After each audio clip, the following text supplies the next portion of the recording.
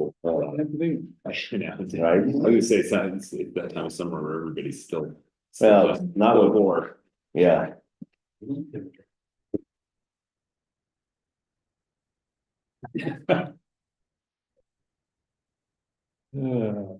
It's been going for weeks. Yeah. Yeah. What's been going for weeks? Just work. Yeah. All right, everyone ready? Yep. Let's go ahead and call this meeting to order at 8:40 a.m. First of all, let's go ahead and consider the bills and authorized warrants. Gentlemen, have any questions or comments here? The first one, supplies for, as, including that sheriff's truck instead of Sherry's truck. What is that? Is that like lights and, hey, Steve? There's one for a bunch of supplies, 2,700 for a sheriff's truck. Was that like, lights or radio? Or- Let's see, we had one truck taken in for radios. We have service on another one, so Might have been just, it says Moorhart Murphy, so maybe that was just a service. maybe? it could have been a service. I know we had, I think recall we had a suspension issue on one of them. Okay, And like I said, we had one taken in about a month ago for a radio installation. But that was with, Spectrum. So I'm not sure exactly what that one is. okay, I'm just throwing it out there. Yeah. $2,700. Was it? I think it was the service. It could have been a service. I'm pretty sure. Okay, Matrix or something. 25286, Clinky and Lou, is that for here, for the work on the courthouse? There? Yeah, that was the windows and Okay, part of that status for one grant. that's all grant paid, okay. Next page, 25317. Why are we paying the La Plata County treasurer? For Is that for, the DA. DA, okay. Let's see, just an observation, Dennis's services are a little higher than normal, but he's been working on a lot of stuff, a little higher than normal, so just an observation. What's disaster reconstruction? Those are the people that are doing the department. Oh, Is that just for cleaning? It's cleaning and repairs. Okay. so, And that's the total of the repairs is gonna be $18,000? Yeah. For the repairs, the cleaning is another, I think, 8,000, 7,000. It was huge. Wow. does insurance cover any of that? Well, but it's not, They rejected it. I'll get to that. and you can't go after the tenants, because you can't squeeze blood out of a turnip, so. We're stuck with 18,000, that's too bad. Scott, I'm sorry to interrupt. Yeah. I seem to recall that there was a service that came through for Road and Bridge. It actually accidentally got sent to us. I wonder if that's the same one that we were talking about earlier. Oh, $2,700. Remember, they took a vehicle to Moorhart. didn't do, I'll check with the Yeah, Don. so that may be a road bridge. Okay, thing. So Okay. I'm sorry. yeah, no worries, thanks, Steve. Alpine Water Resources. That's why I'm there. Oh, that's Rory. Oh, that's right. Yeah, Okay. Mark is paying us for Okay, nice, thank you. that.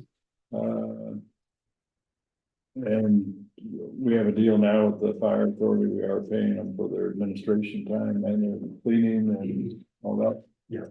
Okay, That was stuff they asked when we put into the 2024 budget. okay. That's all I got. Pete, do you have it? No, I had answered the one I wanted to. Water resources.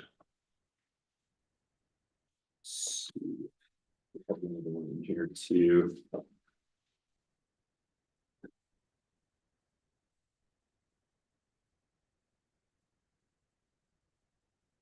The Technology West remote service cameras. Is that election cameras on 25278? Yes. Okay, And then mesh AP and basement from Dr. Joel, is it just an upgrade to the Wi-Fi system and the? And then just a couple questions regarding our very large, cleaning bill. Are there?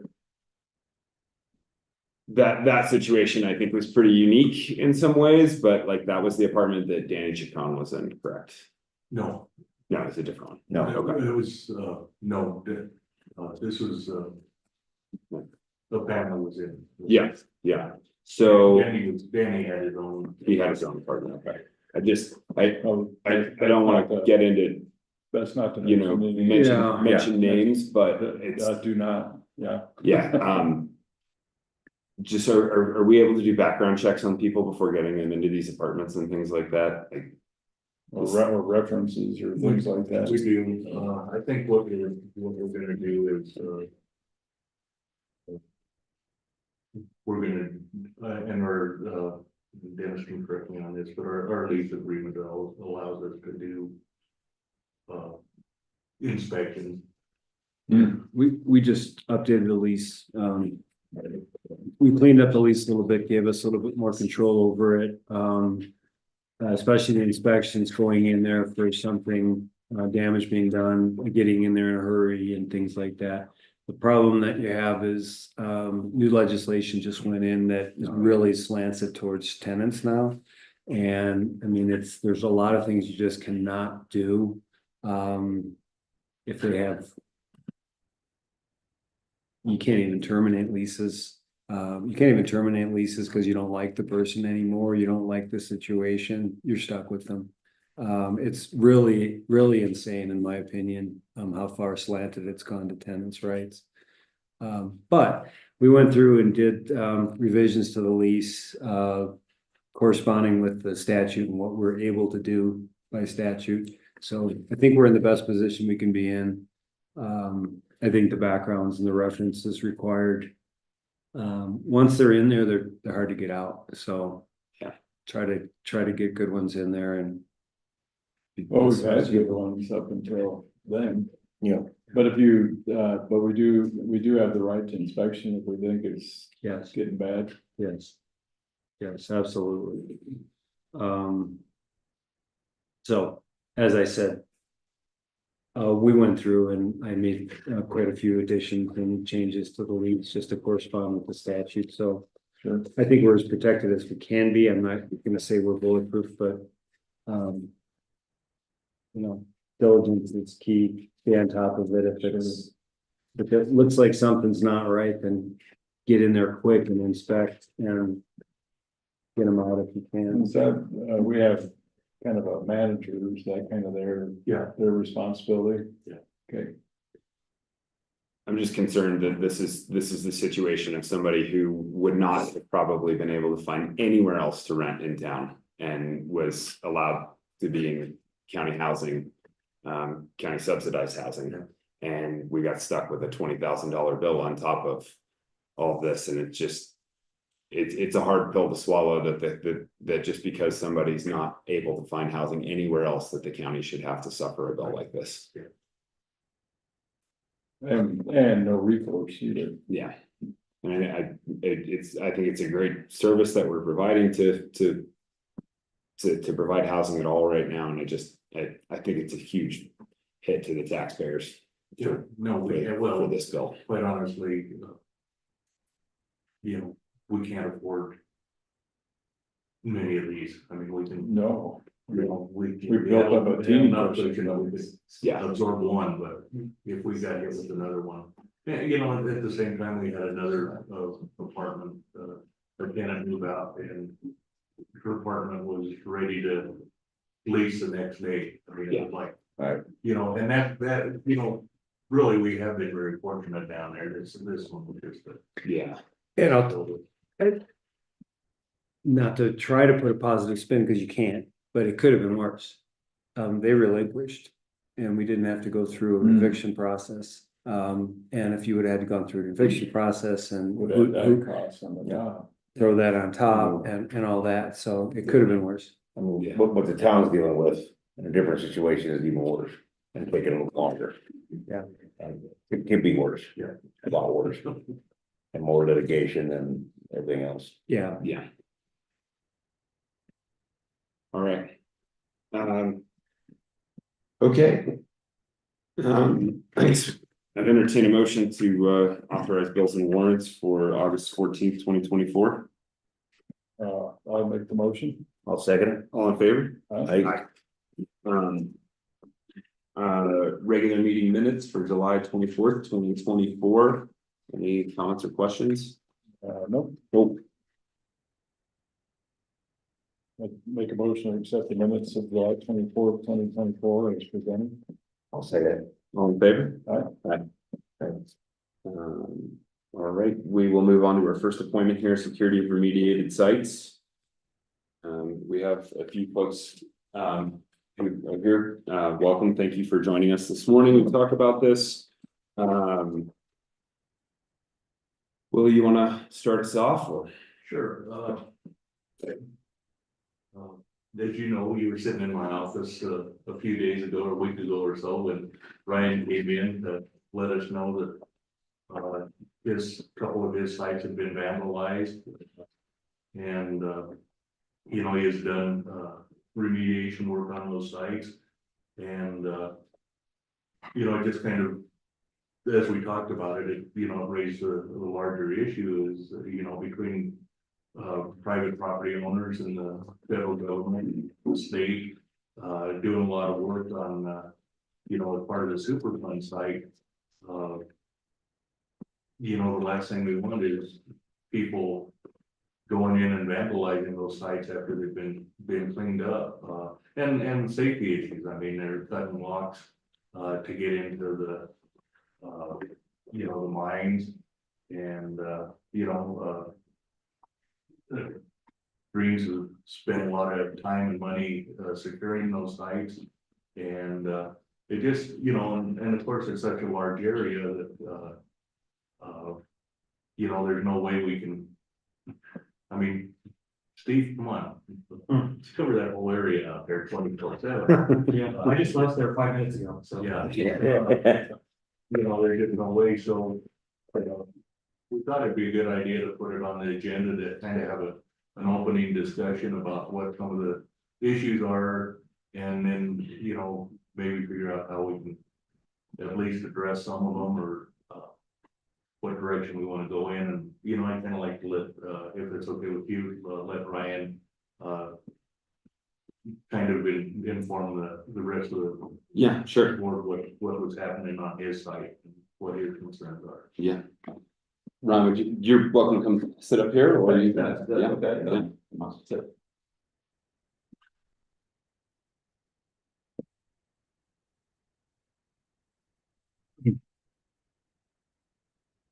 So maybe I'll just start with thanking everybody for allowing this agenda item to be on today's commissioners meeting. As Willie said, it was about a week ago, we were up inspecting a couple of our sites that we have AOCs with the EPA on, principally the London mine and then the Ben Franklin. With the London, I don't know how many of you are familiar with that site, but one of the remedies was blocking off the two lobes, the waste dumps, using rocks. When I got up there, it was evident that somebody had obviously moved those rocks. They're not small, so I assumed they winched them out of the way. For what purpose, I don't know. Both of the locks were nearly taken off. So the folks that I'm dealing with here, in this case, are somehow trying to jam something up the keyhole, rendering the lock inoperable. So, you know, the only way to get it off ultimately is to do something more significant. We also had sandbags placed on the creek for flow measurement when we installed the cutthroat flume. Somebody in that case had, I don't know, they dumped the sand into the Burroughs Creek. Getting over to the Ben Franklin, again, lock damage. My worry is that they don't step this up to the next point, which we've had in Montrose County on one of our projects, where they're just cutting the portal gates off. They're, you know, taking a Dremel tool or something and just simply cutting the whole gate off. You know, part of our remedies extend underground, and the last thing we need from the standpoint of environmental controls, but also safety, is people getting underground. So, you know, as Willie and Austin realized, that came in rather heated, given the circumstances, but I think this is indicative of a much larger problem that we have in the county, and it's not just related to the surplus sites, you know, the Treasure Mountain boarding house. I've had every door kicked out. I've had the windows ripped off. And that's, you know, having put in significant dollars with the Historical Society to restore that building. Disappointing. And, you know, we're trying to keep the elements out. So that's kind of what and then another instance, we have a gate up at the Golden Fleece on Treasure Mountain. Mark came to me, a week or two ago, said, Ryan, the gate's open. I went up there as I'm driving up. It's evident the gate's closed. I get closer to it. Somebody put their own lock on. So that lock was promptly taken off and replaced with another lock. So I think this is overall just indicative of the challenges we face in this county, given the remoteness, trying to patrol it. And, you know, we just have to come up with a plan, but I'm particularly concerned when it comes to the fact that we will have 48 sites here as part of CERCLA Right. that are going to have actions, and somehow we need to protect those going forward. So I think you guys have kind of my notes that I threw together yesterday, just some thoughts, starting thoughts. I'm sure there's, you know, a lot of other opportunities, options, or things to consider. And then I don't know if this ended up in the packet. This was cheeky. It was really cheeky. This has now been taken down. I complained to the administrator. They've taken it down, but this kind of exemplifies what we're up against when it comes to social media. The challenges, and this guy's indicative of kind of the thoughts around mine closures, that, you know, it's all public property. There's an entitlement to be in these mines. And in this case, bring your grinder, we'll just cut our way in. So. It's even saying most of these claims are abandoned. They're still private property. There's 3,000 privately owned mining claims in this county. And, I just thought that was cheeky. And he lives in Durango, sort of. And no comment about, you know, how dangerous it is to enter these mines. You know, it's a safety issue far beyond. Yeah, and these guys on these in the chat are mining folks. You know, they're clueless in terms of ground conditions, air, you know, bad air and so forth. So. One of the other issues I'll just bring up, if you want to elaborate on, there's also issues with sheep grazing over the remediated sites. That's that we've been vandalism in its own way, I think. Well, and you know, we've been fighting that for 40 years here, right? We've got Etchard out into left, Right. and he's unwilling to take, you know, the type of deal that Ernie did. And I can attest that Inda is up there grazing right now. On your property. Yes. Despite, I believe, the EPA sending him a letter sometime last year, and us sending him a letter in regards to willful trespass. The biggest problem with the sheep is, a great example is like, Ben Franklin, area, where it's been totally reclaimed, it's been reseeded, and then sheep are allowed to go all over that property. I don't think it's the responsibility of the owner to fence them out. Then we'd have fences running all over. It's the responsibility of the sheep owner to keep those sheep off of private property. And, what's the point of doing this reclamation? If we're gonna just let sheep run all over them, I think we need to use some leverage and get them out of there. Because we have 48 sites we could be working on, and there could be reclamation and seeding and everything like that. You're gonna trash them. 4,000 hooves will trash the site pretty darn quick, especially if it's wet. So we need to get rid of them somehow. And,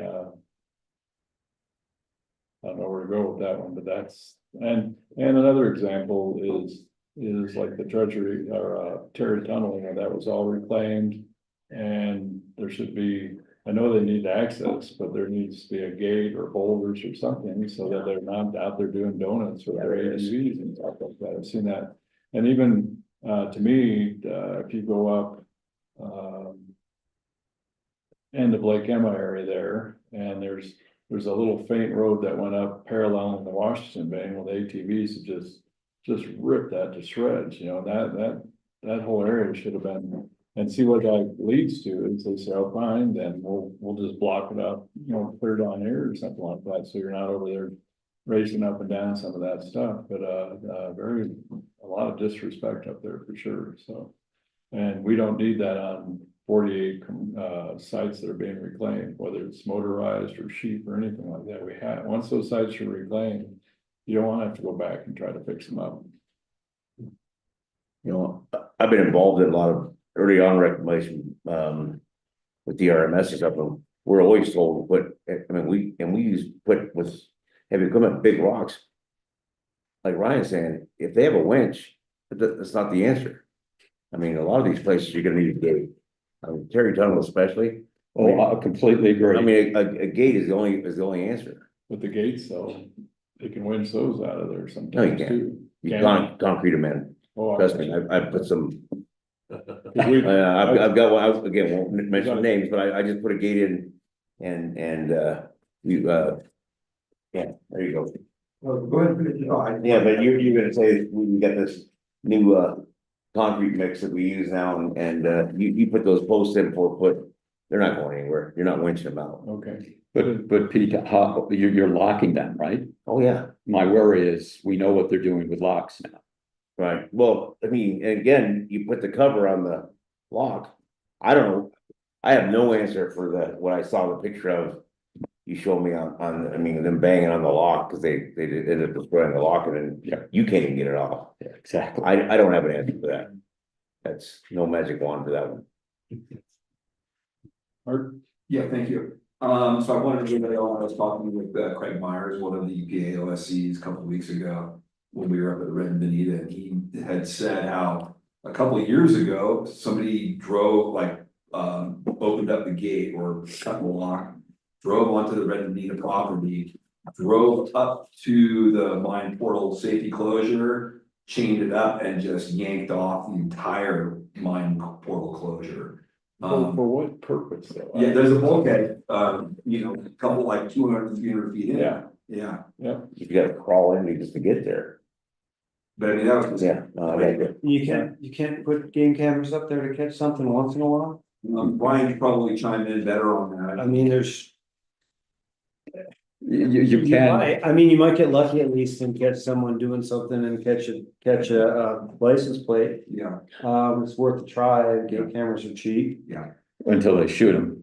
Well, game cameras are cheap. Yeah. or pull them off. Well, the trouble is, we don't have real-time feed, right? I mean, you know, it could be, unless you're checking them every week, you know. I'm just saying, if you happen to get Yeah. lucky and you catch Yep. someone winching a gate off and you got a license plate, you call law enforcement and you got a nice case. At the Eagle Mine, they have real-time cameras that notify the consultants that oversee the operation there. And then they're able to get a notification, then they call the Eagle County Sheriff. But That's a little more accessible than what we're talking Yeah, Yeah, about. that's right next to the highway, so. I mean, to me, this guy is basically admitted guilt in social media. I mean. Right after this guy.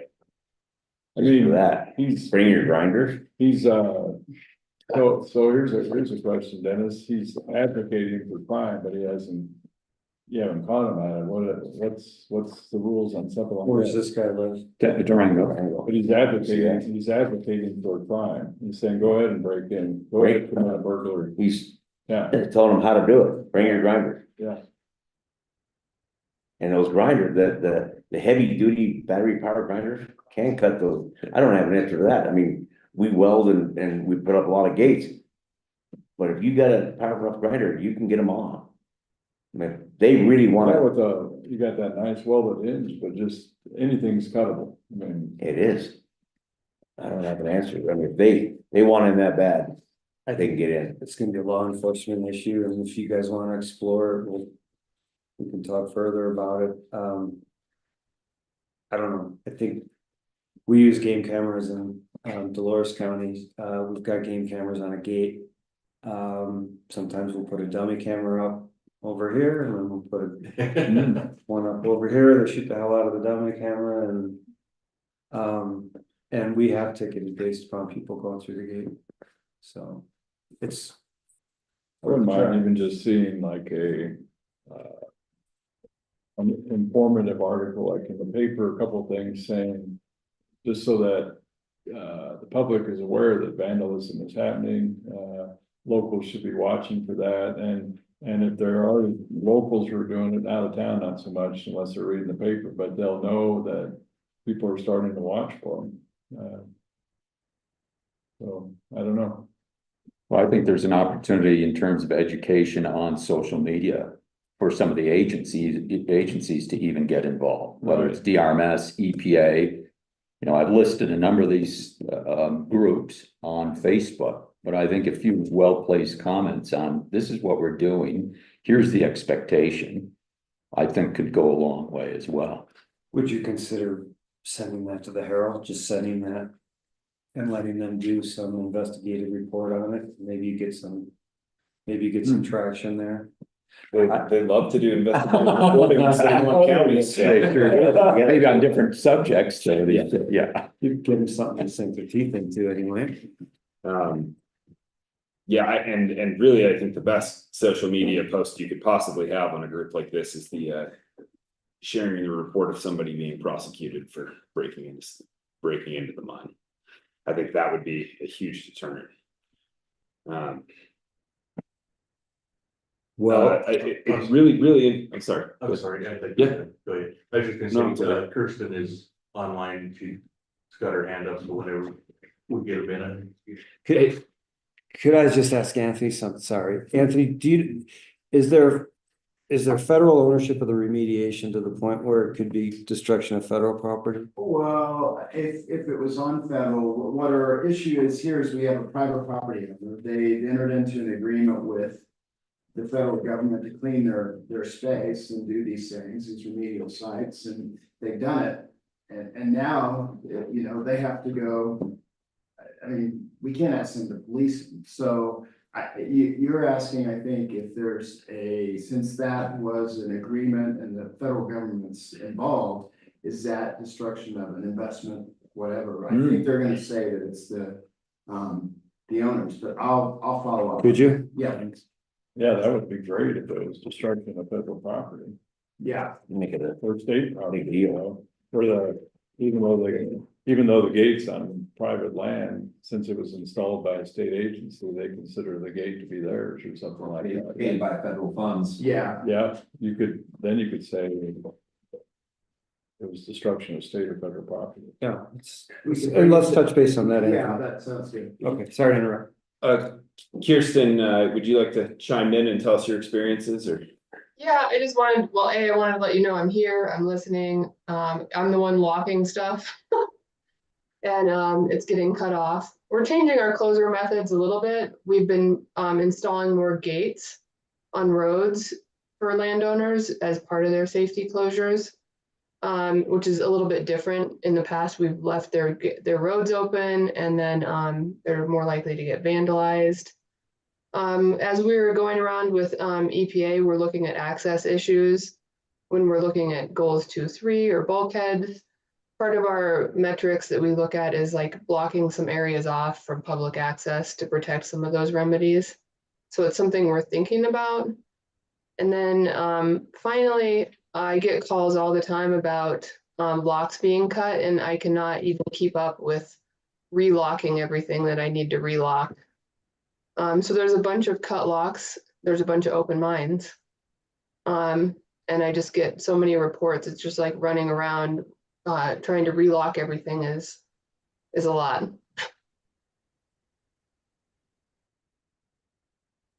Well, what the folks don't realize or they don't care that are cutting those locks is they're opening it up for themselves, but they're also opening it up to the public, and the public's even more inexperienced. That's the scary thing. I have a question for Kirsten. Is it possible to do a tap well on some of those gates instead of having a lock? I know that cuts off access, but it's not a permanent access removal. Yeah. Yeah, there you go. Yeah. We have done that in the past. We've welded doors shut because it was just too much of a problem. It's really up to the landowner. They get to decide.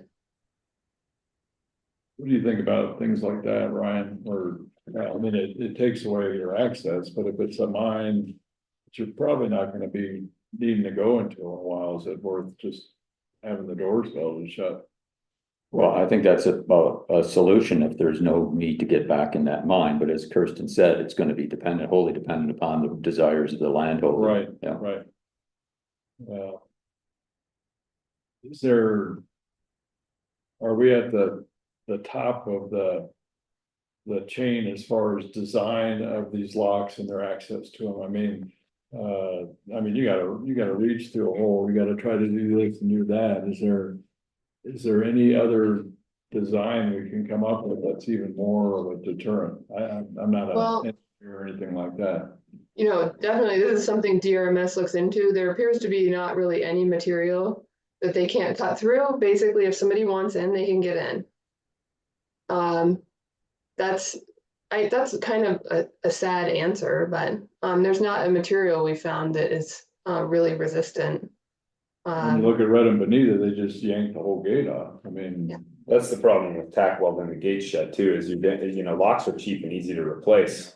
yeah, Risking, somebody ripping the entire gate off is a far more expensive repair. yeah. And Dennis was talking about a gate, if you have a place where there's just kind of a high incidence of that, where the lock's being cut time after time, that definitely a camera you can't put a camera on every mine, but if you have a place that's, let's say they've broken into it several times. If you could just get one of them and make an example. That's the big thing, is make an example. But you're gonna have to have the right site that you can hide the camera, because sticking a camera in the middle of the alpine tundra, I'll bet you how long that lasts. Less time than the gate, than the lock, yeah. Let's just put it think, in the. just putting up a sign that says you're monitoring can just help. I know, take the route of like local HOAs, put up a sign that says you have a camera up. For a long time, you guys used to have those signs up just for the general public, old mines can kill you, with a long list of the things that, I haven't seen any of those in a long time at any site.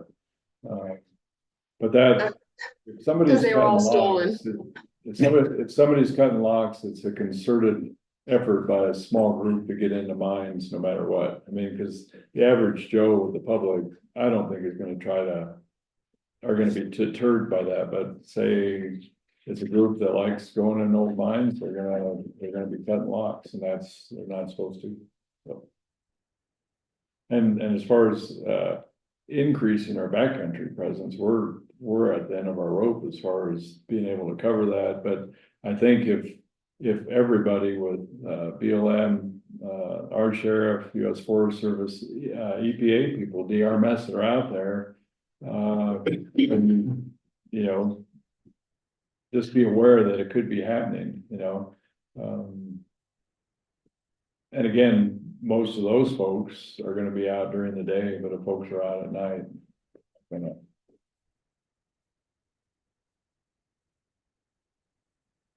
We have a few folks here from the EPA as well, James and Jessica and Meg. Do you guys have any comments to add to this discussion?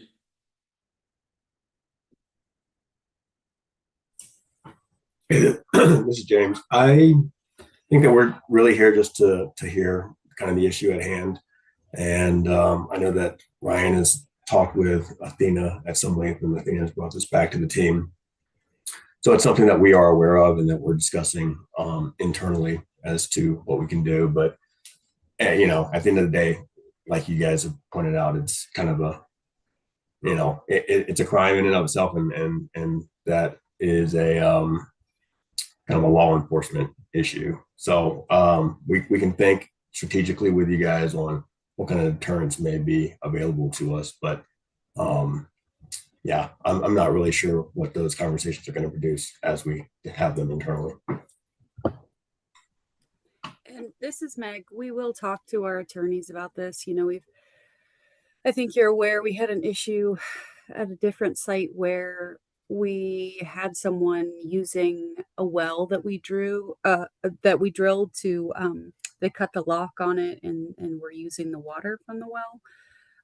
So we are constantly dealing with these issues and involving our attorneys. And I know our attorneys are actually in town now up at the site. So this is something that seems like it's only getting worse. I particularly liked the ideas of trying to like attack this from not only a legal perspective, but like a social perspective as well. I know in the past, like EPA has done letters to the editor, like things like that in newspapers, you know. And I do know the reporter at the Durango Herald who would probably cover this kind of thing. So if that's something that you would like to pursue, you know, let Anthony know and I can work with him and we can try to attack it from those angles as well. Social media is pretty much a non-starter for us just because there's so much red tape.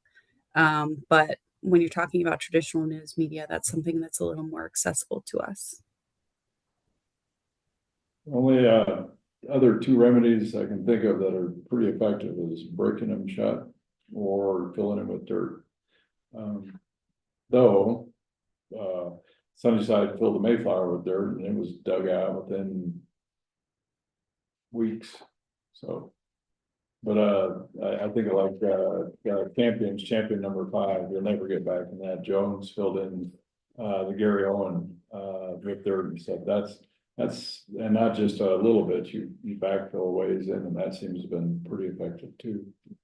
So, Yeah, you have to do the backfill correctly. You have to get it far enough in to keep them from digging it out. But that is the ultimate closure. And DRMS is willing to revisit safety closures, you know, do maintenance on anything. So, But you wouldn't be willing to use that technique, Kirsten, for a drain mine? right. Well, that is a whole other story and we don't have to get into right now. Thanks, Ryan. It depends on the mine and the drainage characteristics. I think it's just an issue of awareness, just locally, region wide, and just for all the different agencies, just to be watching, be vigilant. Anthony, it might be good if we put that on our agenda, on our agenda for the next planning group meeting. Okay, Discuss it with all the agencies and. I don't know that we're gonna meet with everybody. I need to follow up with you later today on that. Okay. I don't know, but let's just talk about that. Okay. And it's big, because I have a constant flow of people in my shop telling me they've been in mines, or where can they go with that? They're always asking, where can I get in a mine? I just had one yesterday, where can I get in a mine? I just always tell them, don't go on mines. Oh, 100. 100. Exactly. Yeah, give them some cash and go in. But much better suggestion, for sure. Yeah. Not to denigrate any of the experiences that we've had here, but I did have a conversation with one of the contractors, and their experience was just really different. They just said that this is the one area that they come to where they don't have to worry, but they show up to their site and they know that more or less it's going to be intact, that they have far more problems than other places. They said California is the absolute worst, but they work in every Western state, that, you know, from Alaska to New Mexico. This state's been really proactive as It's far been- as mine closures too. I mean, they've been, especially in this area. I can't think of many more. I'm always amazed when they do their projects. It's like, oh, there's open holes there. I didn't think there was hardly any open holes or drifts or tunnels anymore, so. No, I mean, DRMS has done an excellent job. It's now maintaining those and keeping them locked. Right. Because as Kirsten said, I would suggest the vast majority no longer have locks. That's scary. That's just an accident waiting to happen. I think the camera idea is really one I have a few trail cameras that I use mostly for capturing game. On the cameras, it's amazing how much more astute the game is in seeing the cameras than the people. It doesn't matter how well you bury a camera, the squirrels, the birds, the deer, the elk, they all see it. They're really curious about it, but the people who walk by them, you know, are a lot of times more oblivious than you might think in terms of cameras. And I really like Dennis's idea of putting up a fake camera that's really visible so that you can catch somebody damaging the camera. And the other option as well is that you put the camera at the site itself, and then you put cameras somewhere on the road where you're specifically trying to catch their vehicle plates and their vehicles too. I think that would be a way to do it, and especially with, you know, with the EPA not being able to you know, really produce social media, if we're able to get some traction with the traditional media, those are easily shareable to the sites and social media, and I think those will have a far bigger reach impact than just arguing with every idiot in the comment section. But yeah, it's tough, you know.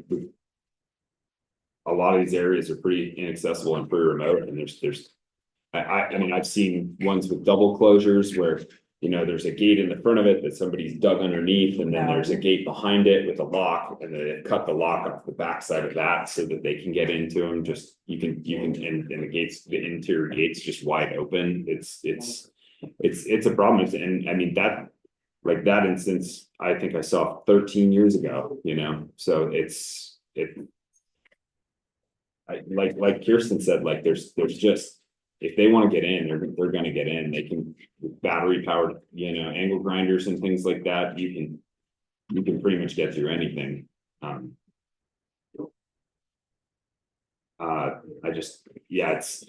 think it's going to take a more concerted effort than law enforcement or, you know, anything is willing to do. But I agree with you, Ryan, that social media and trying to get a better presence. I don't know how much we can get a campaign, a social media campaign going through our PIO. But I think that's something that as a county we can actually just something we on can do. even just Chamber of Commerce, you know, just little blurbs saying gold mines are dangerous, don't come in, we're watching. Yeah. Well, if we can get to some of these Facebook groups, this is where I Right, think that community hangs out, right? Especially that one is what, 38 or 40,000 strong. Right. That's where you get your the biggest reach, I would suggest. If I were an advertiser, that's what I'd be doing. Yep, So, yeah, I think that's a good idea. but it's who's doing it, how we're doing it, you know. Yeah. And signage too, I really think some signage, and especially if this is one thing for the folks listening from the EPA, you know, if we're able to kind of have something with some teeth behind it. I know we do state-wise and local-wise, but if people understand that they're responsible for some more serious consequences and potential federal charges brought for disturbing surplus sites, then I think that might, and if it's notified and signed that way, I think it might deter at least some people. And even or could even go down to the state level, because it's DRMS that's doing some of that work, and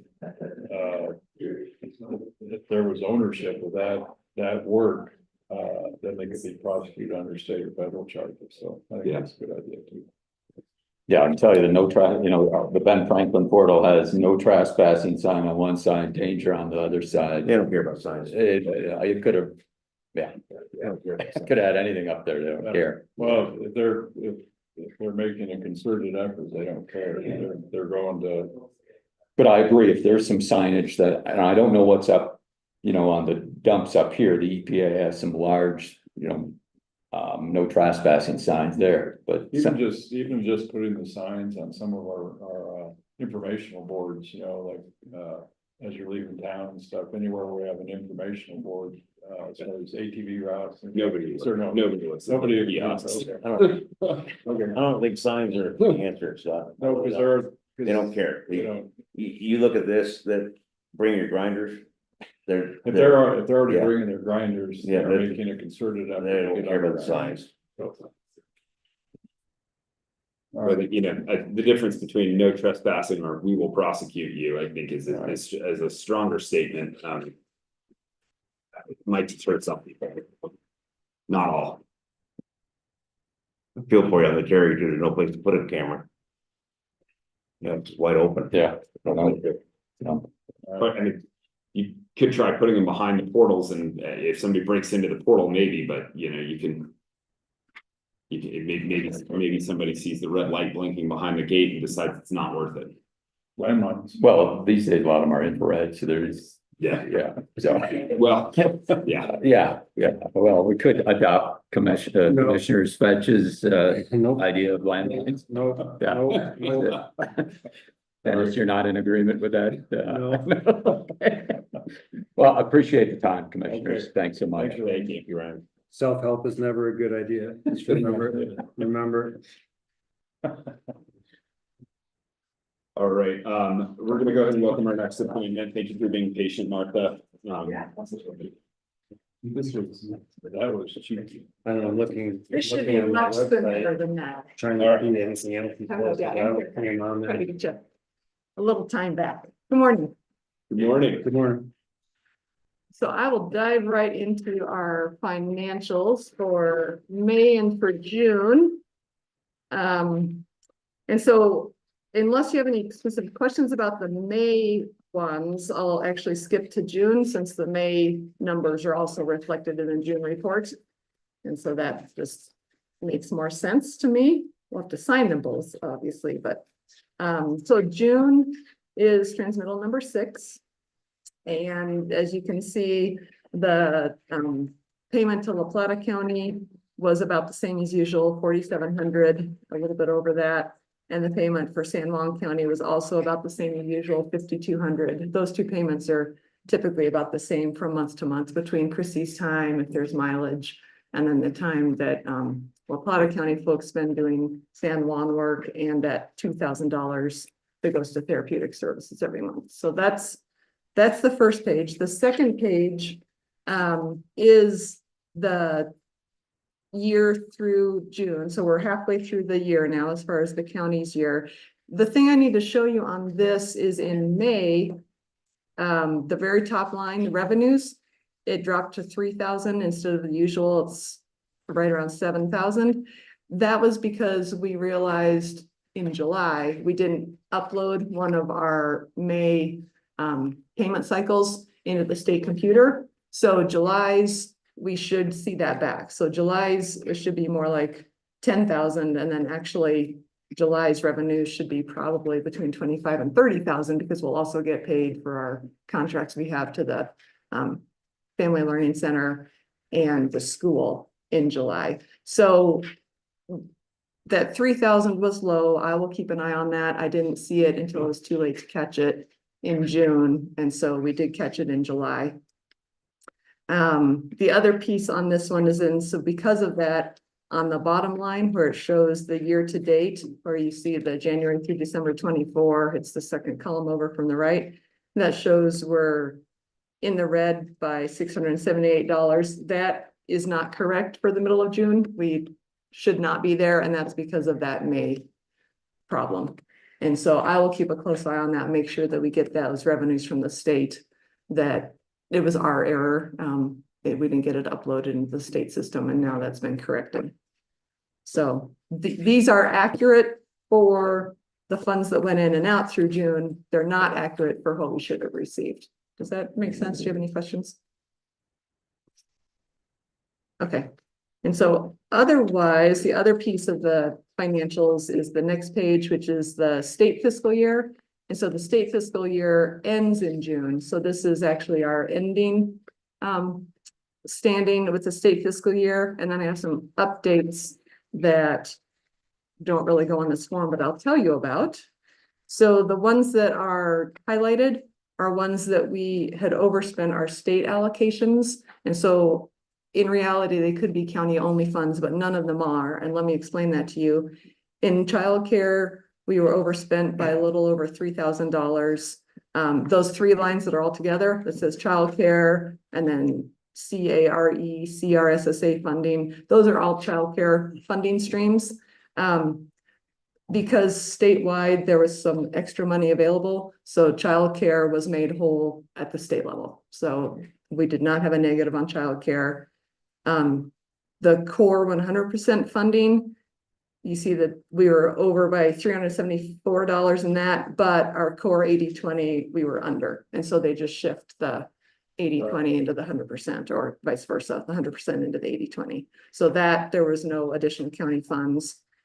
And then the LEAP line that's highlighted, it's just because we've already spent our full LEAP funds in that line for the year. So it's fine. We have another whole LEAP line right below it for $20,000.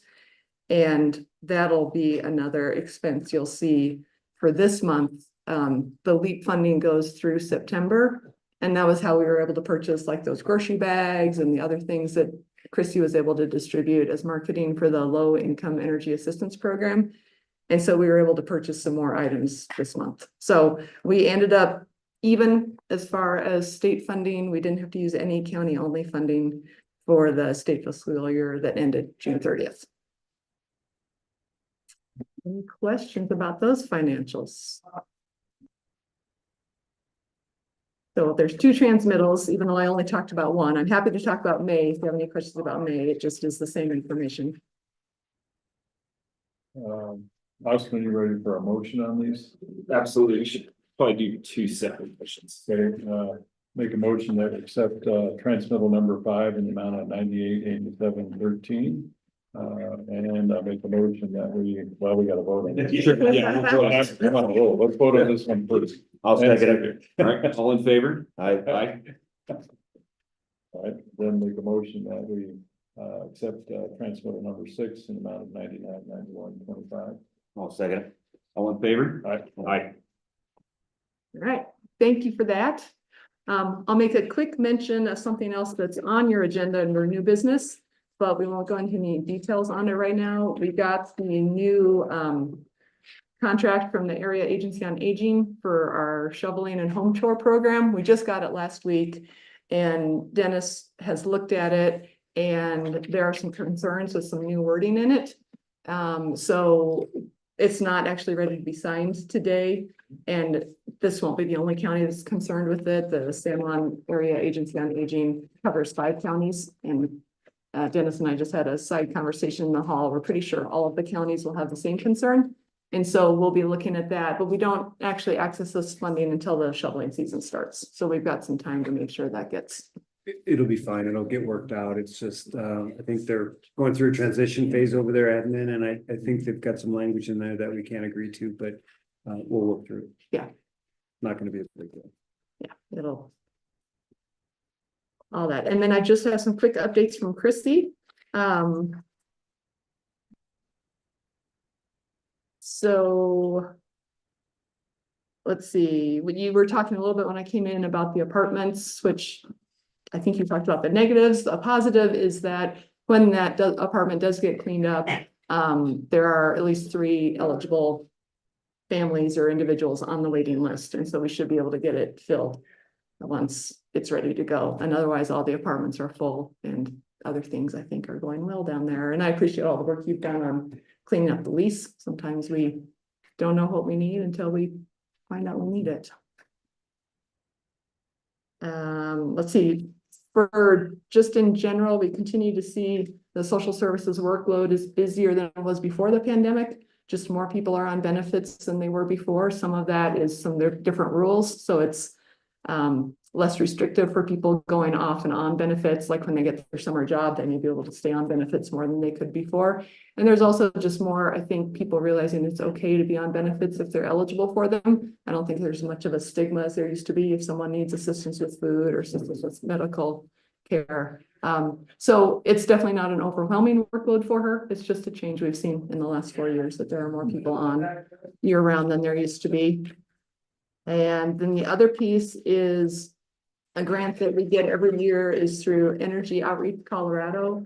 And that's funding that helps people who need help with their energy bills. And we have a little bit more through September. So if anybody out there needs help with energy bills through September, they can contact Chrissy, and we've got some funding, and then we'll get new funding starting in October.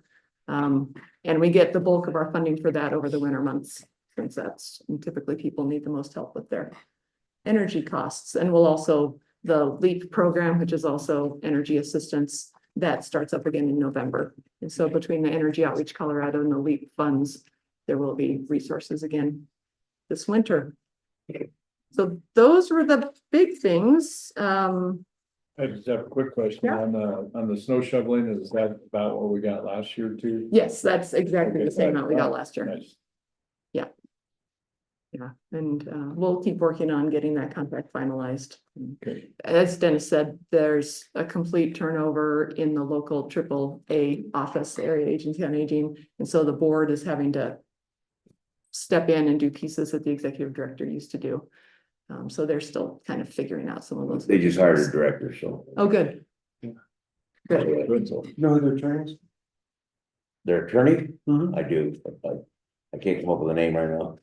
Well, then you don't know. I don't know. When you remember, don't call us if it's the middle of the night. There you go. Yeah, so that's good, because yeah, the board, you know, for anyone who's ever been on a board, you don't really expect to have to step in and run the agency, and that's what ended up happening, so they have been really lining things out, really organizing things, but it's been a lot.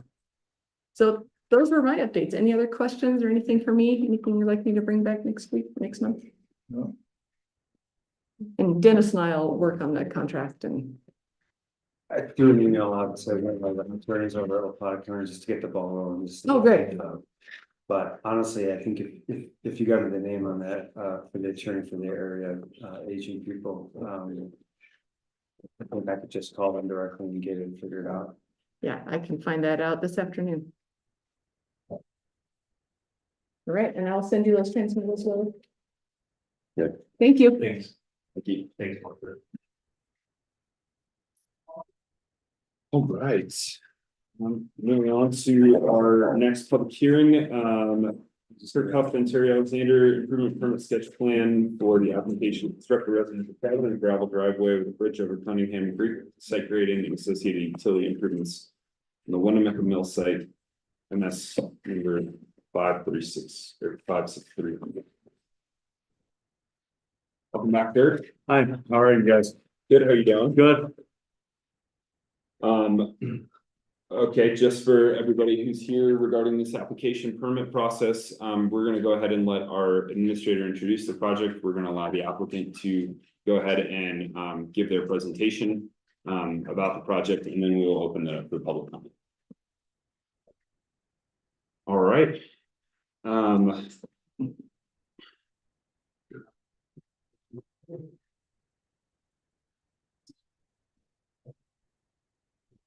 No, it's okay. There's a lot of papers here, especially with these big binders next to it here.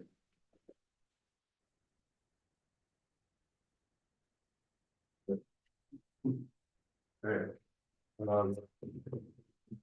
So this is an application for the improvement permit from Kurt Cuff and Terry Alexander for the Winnemucca Mill site located in Hunterville. The proposed improvement will include a two-story residential cabin, a gravel driveway connecting County Road 2 to the house with a bridge over Cunningham Creek, site grading, a ramp over the historic tramway, and associated utility improvements. This is the preliminary final application.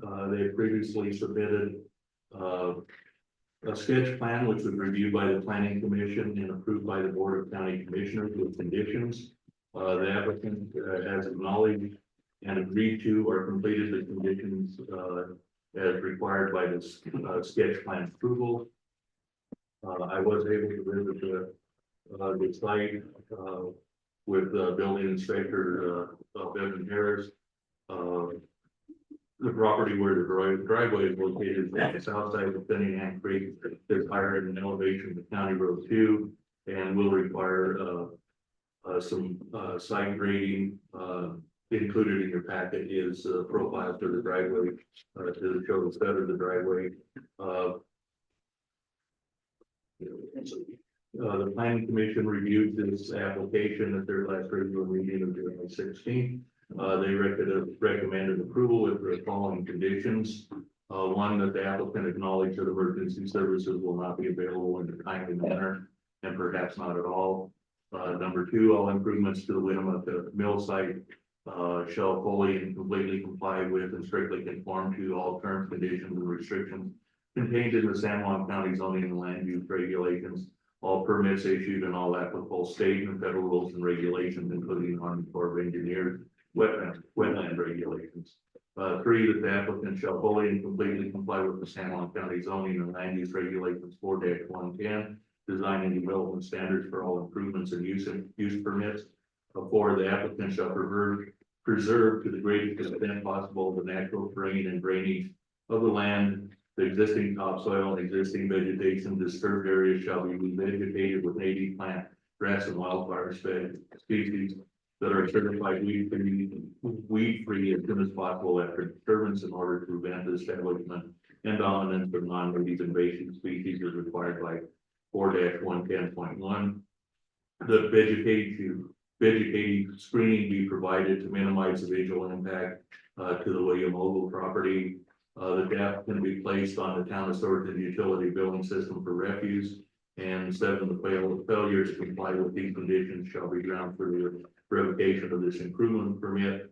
The commissioners may approve the application as submitted, approve with conditions, deny the application, or table the application for additional information. Should the commissioners choose to approve the application as staff recommendation, that they do so with the conditions as recommended by the planning commission and any additional conditions that the commissioners deem as appropriate.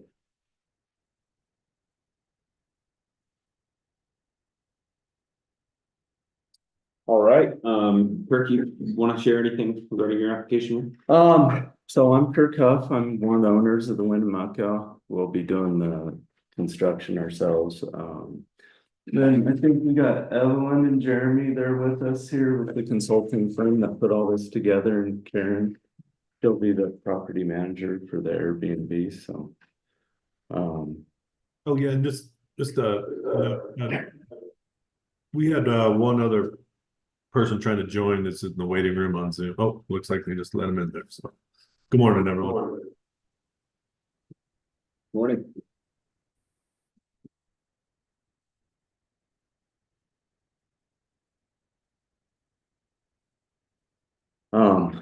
So, yeah, I would say we've done our best to conform to everything that you guys have asked us, and we're looking forward to get started on the project, so. I'm up for questions, and Evelyn and Jeremy and Jason and Karen are all here to assist with other stuff that I wasn't a big part of, so. Commissioners, you guys have any questions for the applicant? I have zero problem with everything. My only concern is the vacation rental, residential, everything else. I'm just worried about the vacation rental portion with next to the mill site. Okay. I got some, we've allowed vacation rentals in the county, and we do. We've got, again, I won't mention names, but there's one in the county. It's here, and Karen's knowledgeable of it, but it's just hard to enforce. Right. And you can't police it. And just a while ago, driving past there, the vacation folks, if you get good ones, you're great. If you don't, they can run amok. They can put trailers on other people's properties. They can. I'm worried about even the liability of that site with if their kids are roaming around or whatever else. That's that's my real concern. Right, and I think Karen, if you want to sit up here and kind of what we're thinking is, this is going to probably be roughly around an $800 to $1,000 a night rental. Typically that clientele you don't have a whole lot of problems with. I'm gonna disagree on that, because the one I'm talking about is below the mill, and I've got a picture of it just recently, and they were everywhere. And We policed that instantly and had them move it as soon as it was noticed. Okay. But we're talking about the same price point, similar price point. There's Theirs is less than that, Not much. not much, but yeah. Right. And no, it was You know what- noticed you and know what I'm taken saying, care of yeah. instantly, well, or as fast as we could. They were out at the moment, and we've now added to the book highlighted, circled parking areas. Yeah, And that's on the websites and also. right. With this one, Each renter is with also this one, I don't reminded. see as much of a parking problem as the historical site. Right. Kids get liability, getting hurt, messing with it. I don't disagree with that. Karen does have a secondary short-term contract that we would be requesting all of the renters to sign. Yeah, as well. above and beyond the vacation rental, that comes like. I have a generic one that doesn't necessarily Yeah, fill I anything have. about Turn it a off. historic mill site, but we can add specific language to that. This is. kind of This what- is just the generic Stalo one. But that's his, it's not generic, but it's what. It was a good example for you guys to look at, is what I was doing with that. And there is ways, she had a good idea with the Ring cameras, we can make sure we have live feed. I mean, it's gonna have all Starlink that not only I, but she can be watching as well, live. And, you know, we can do our best with some type of fence. I know you guys don't wanna see fences, but that does help, you know. You wanna weigh in on that, Scott? Fence. Yeah, just this. I'm not thrilled that a vacation rental is gonna be right next to a historic site. It's hard enough to protect them without having a whole bunch of people sitting right on top of them. You're gonna be 100 feet, 200 feet away from that thing. It's human nature to go explore, and they're gonna be exploring. We've had our building broken into several times, and that's without having a bunch of people there. That's just folks wandering in there and stuff like that. Anytime you put something in a house, it's like an anthill. It's gonna spread out. They're gonna be picking up artifacts, they're gonna be picking up rocks, they're gonna be defacing. It just happens. You put a bunch of people in an area and things happen. Well, you know, I can't police everything, but I mean, at the same token, you guys have. Like, say Animas Forks, you have several buildings up there, that's the public's a part of that too, and. I haven't saw any destruction up there. I've been coming up here since I was probably 10 years old, but In animal sports. yeah, I see vandalism all over the walls in some of those houses. gotcha. Yeah. But I guess what I'm That's getting different. at, That's public property. I mean- The little nation is private property. You shouldn't have to police it. And, no, and I'm not- I don't foresee this clientele being a problem. and one thing Corey and I do is we offer trash service because bear-proof trash cans, but still, we're going by the county houses every Wednesday and Saturday. So it's just like another set of eyes on it on a regular basis, and that's just something we do at the house below the mill. Because we don't want bear problems. Yeah, and as far as trash, this house will have an enclosed trash Mhm. site right beside the garage. It's locked up, so. I had a couple other questions that were kind of raised by folks as well here, and I don't want to take away from theirs, but I Yeah. figured if we address it kind of up front here, it Right. might help. Just so the one of the other concerns was wildfire concerns next to the mill there. Do you plan to have any outdoor fire pits? And If we do, it'll be propane. Not any part of wood. okay, and I'm trying to remember what the other one I wanted to ask was. Just regarding, you know, the vacation rental, do you guys have an ability to get up there within 15 minutes of it? Yeah. And something else we do is like when there's snow alerts, fire alerts, like we are telling every person as they check in. You can't use the fire pit, you can't use this grill, or just based on what's happening in our community.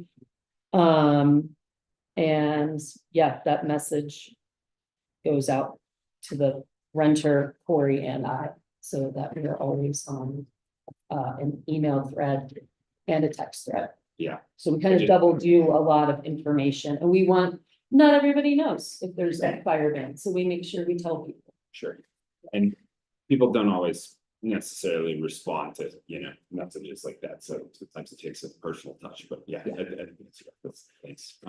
And then the other concern that people had about dry camping, are you guys planning on putting dry camping here? At this point, no, we may entertain it later, but no, at this point, I mean, it's causing too much. That's not part of this. Okay. No, that's not in this one, It's right? not. No, Okay, that was originally, but it Yeah. was creating, that opens another yeah, can of worms. yeah.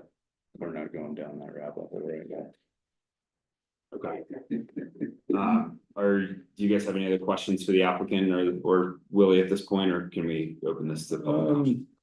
Well, I do want to hear from the neighbors. I want to see how they feel about having a vacation rental in their backyard. You guys own the other vacation rental over by the train tracks, is that correct? My daughter lived right next there, and some of the crowds were unruly. That's my comment. Playing music, partying it up. Are these guys willing to put up with that? Are you guys going to police that? Your daughter didn't text me until after the fact that they left, because if she would have texted me as it was happening, it would have been stopped immediately. It wasn't just one time. It was 2 times, and again, It was she more- didn't text me until Right. after. But it's just more than that. I mean, she shouldn't have to do that. No. She shouldn't, no, but I can't stop it if I don't know about it I from the agree. neighbor. And I've asked her, I said, you can text me anytime and I will be right on it. This is in the economic development zone, correct? You're- That one over here, Yes. Yeah, and same with Howardsville, it's economic. Yeah. We're in the, yeah. Yeah. Just a clarification on it, the economic development corridor is labeled in the master plan. It's not a part of our land use code. So it's an idea that's been approved, and we do try to support the master planning efforts, but it's not necessarily a requirement that we allow things there. Good point. Yeah, do you guys have any other questions for the applicant at this point? I'll just bring up, I'm not thrilled about the fact of a road growing through a meadow in the wetlands, and you're gonna cover up the wetlands. I'm not thrilled about that. I think that is going against our scenic impact. I don't mind where the house is. You're not gonna be able to see it, but the road's gonna be really visible. The bridge is gonna be somewhat visible, and you're plowing it right through wetlands, and I have a big problem with that.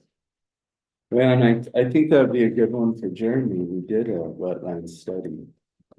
Yeah, everyone, I just want to introduce myself. I'm Jeremy Allenson. I'm a natural resource programs manager for DHM Design, who prepared the land use application, and we took into consideration and carefully evaluated, knowing that there were potential for wetland impacts, the siting of the bridge location, and we tried to minimize those impacts to the extent possible. The location that we did choose was the least impactful area that we evaluated as part of that assessment.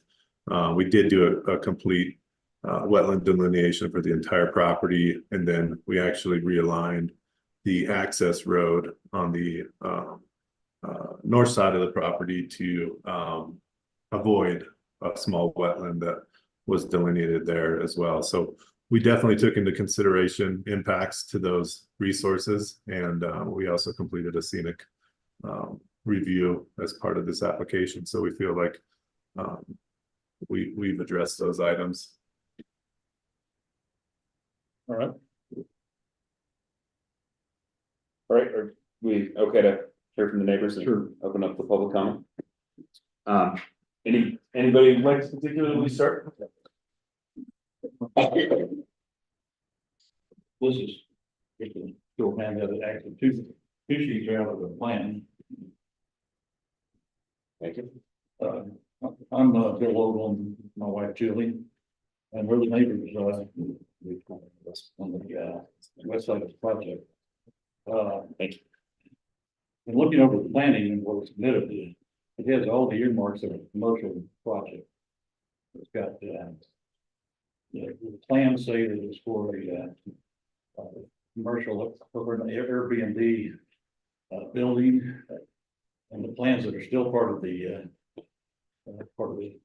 application show the potential future dry camping area. I don't think Howardsville is a good area for a historic area for a commercial operation.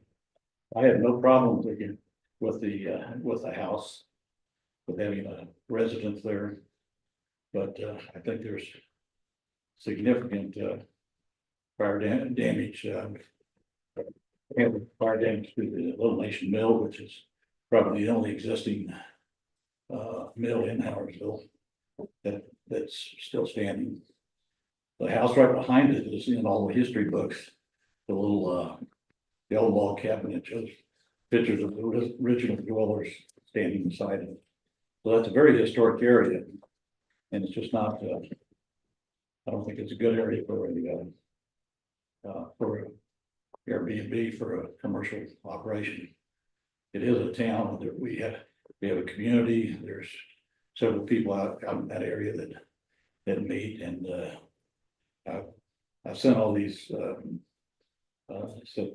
emails with these comments and stuff, but I'm opposed to it. Yeah. I'm Kim Eisner, and I border on their property and then resident in Howardsville. And I have some real concerns about it. And as Bill said, the fire danger for the mill is just extreme. That's a wooden building, and it's not, it's not something that is avoid fire. If anybody had anything to do with fireworks or whatever, but I think that's a real concern. And being part of the Historical Society board, it's a real concern. And we've had other people that have talked to us about when Bill Ogle was building out there. He was in communication with the Historical Society and trying to do everything he could to make that work and be good for the neighbors. So I appreciated that, but I haven't heard from you. And as a neighbor, I would sort of expected you to reach out, which sort of surprises me. But the wetlands that you're talking about definitely are wildlife passageway. I see deer, I see elk, moose that go through there on a pretty regular basis, as well as on my property. So that is part of their regular pathway. They go from the river over to the animals on the far side when they're coming into town. So I mean, they do travel that area a lot. So I think that's a real concern. And as far as the wetlands go, putting a fence up in any of that area is really not very practical. The size of those moose and tear them down, and they don't really care. So that's definitely not a problem. The other concern I have is being able to police what's going on and be there to observe what's happening. And in town, other people are around to observe that. But where this is located, and you're right, it's down below the road, so there's not a lot of road traffic that we noticed what was going on.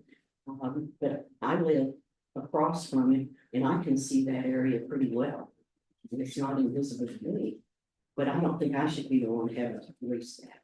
So that really concerns me for the mill and for other property owners in the area. So those are my main concerns. Have you got any questions? We've reached out to the Historic Society numerous times with this project. It's kind of unusual that you haven't heard about it. And I'm sorry, I should have reached out to you.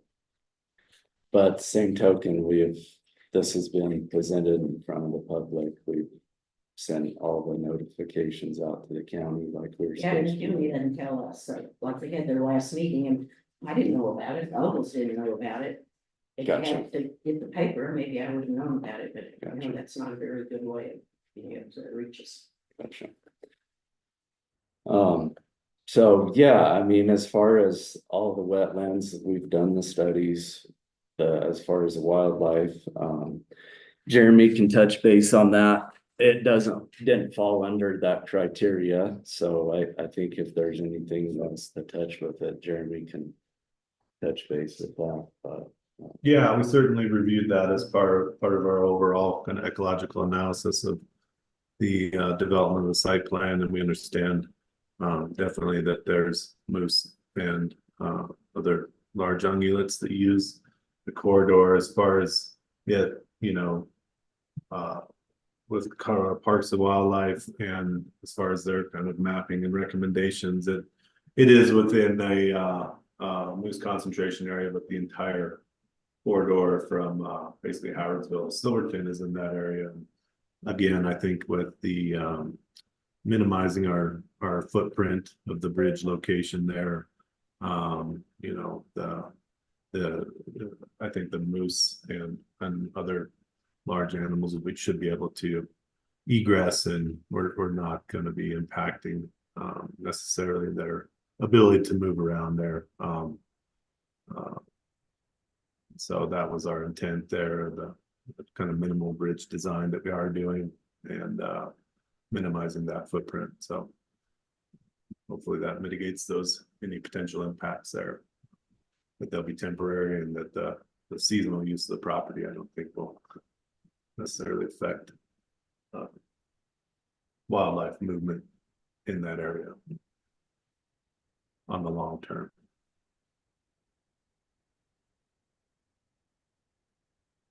Still, the wildlife go through there, so you can't put a fence up. So that reduces some of the ability to protect the little nation as well as other neighbors. Gotcha. Well, So I think it's difficult to have a group of people that are there that can have a feeling of energy and appreciation and respect for the historical part of the property. So I think that's a huge detriment to having. So I would be totally against it. I just wanted to note too, I'm not sure if you're aware that as part of the project, we did have Alpine Archaeology do a historic, cultural and historic review of the property, and identify a number of historic items that were taken into consideration as part of the site planning and location of the infrastructure and building, and also provided us some recommendations that Kurt, as the owner, is considering as far as protecting those resources, and then also providing information within the visitor packet, kind of identifying some of those and the importance of avoiding those, and kind of respecting the cultural and historic component of the property, both on his property as well as the adjoining properties. So hopefully that information and education sits well with some of the visitors. I know that it's a concern for y'all, and I think that it's a valid concern, but I think Kirk and us as a group, we've tried to do our best to be able to communicate that moving forward. And I appreciated the information on that. I thought it was interesting too, but it still doesn't relieve my concerns about people that are there that are not supervised or not in connecting with what's going on on a daily basis. It's just a real concern. So I'd be in favor of a house. We like good neighbors, and I think it's a good neighborhood. So we like neighbors, but we don't want room. That just seems to be out of control. for a number of ways, for the historic nature of the area and the damage that could be done in seconds with the fire. Unintended or unapproved, but people don't always do what they think they're gonna do when they're there and supervise. Well, and that's the whole reason for the propane. I don't want anything to do with, there shouldn't be sparks of any sort with propane. Except that people don't always follow that. Wow. So it's, and in a second, that building could be burning before the fire department would even be notified. Gotcha. I mean, it's not it's just real close. Right. And I think that's a concern, huge concern. Yeah, likewise, you know, there's also lightning as well and act of God. I mean, I can't. Yeah, I know, that's the thing. I mean, we're diving into stuff that is not really, I mean, this is not what that project's about, the fire, you know. Well, the fire is just a big concern for the neighborhood. Right, I understand. The problems there. There's people that camp all around there and there's potential for fires, you know. But they're on the border. You know, it just seems like it's kind of getting singled out and micro focused on fire and there's. If we don't put a fire pit, I mean, we don't put a fire pit, you know, it's just one of those things that. Well, I just think that having people that are there, not you, but somebody else that's there and we can respect that. Right. So that's a big concern. Just Okay. control. Yeah. Thank you. Thank you. I'm Julia. Okay, and we are directly impacted by what you're going to do. I mean, you got 5 bedrooms. Got how many people, you know, we don't even know. You got 10, 12 people in that house, running all over that land. And, I mean, what about a septic tank? How's that gonna affect me? I'm right there. You can plan, and I know that you plan everything. And it's not that we dislike you. We do not want an Airbnb in our community. We want you, you'd probably be great neighbors. But we just don't want people coming in and out constantly. You're gonna, and I don't care what you plan for, it's not their house. They're not gonna take care of anything like you take care of your own house. You know, they rented it, they're there to party, you know, and teenage kids, they're gonna get in trouble, little kids. What's your dog policy? You know, we don't have any fences. I got a little bitty dog here. You can allow dogs, Dogs are you prohibited. know, No. and Kim is right, because we look at that, my kitchen window looks out that field.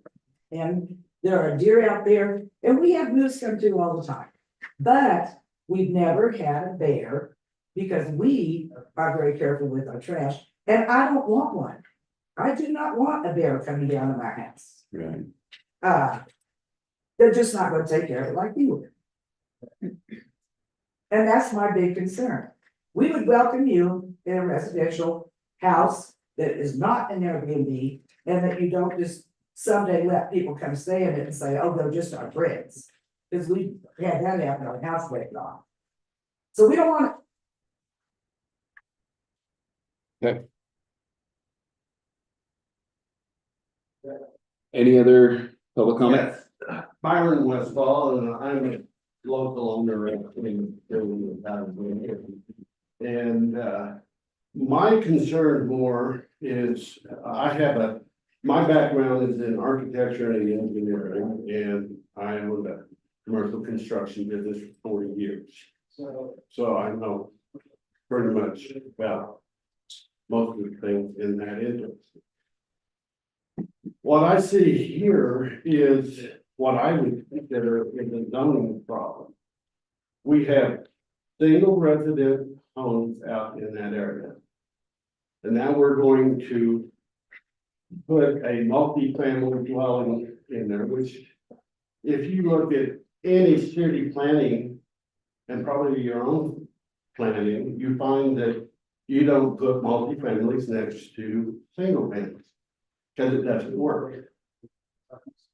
And so that's one of my main concerns is the multifamily zoning problem, and I don't know. You guys don't have, I don't know if you have zoning areas that you recognize or not in certain areas. But it should be a concern to the local people out there that's already established, and like Julie said, you know, if you wanna build a big house out there and come and enjoy it all the time or part-time, fine, you're welcome to do that, and we'll welcome you there.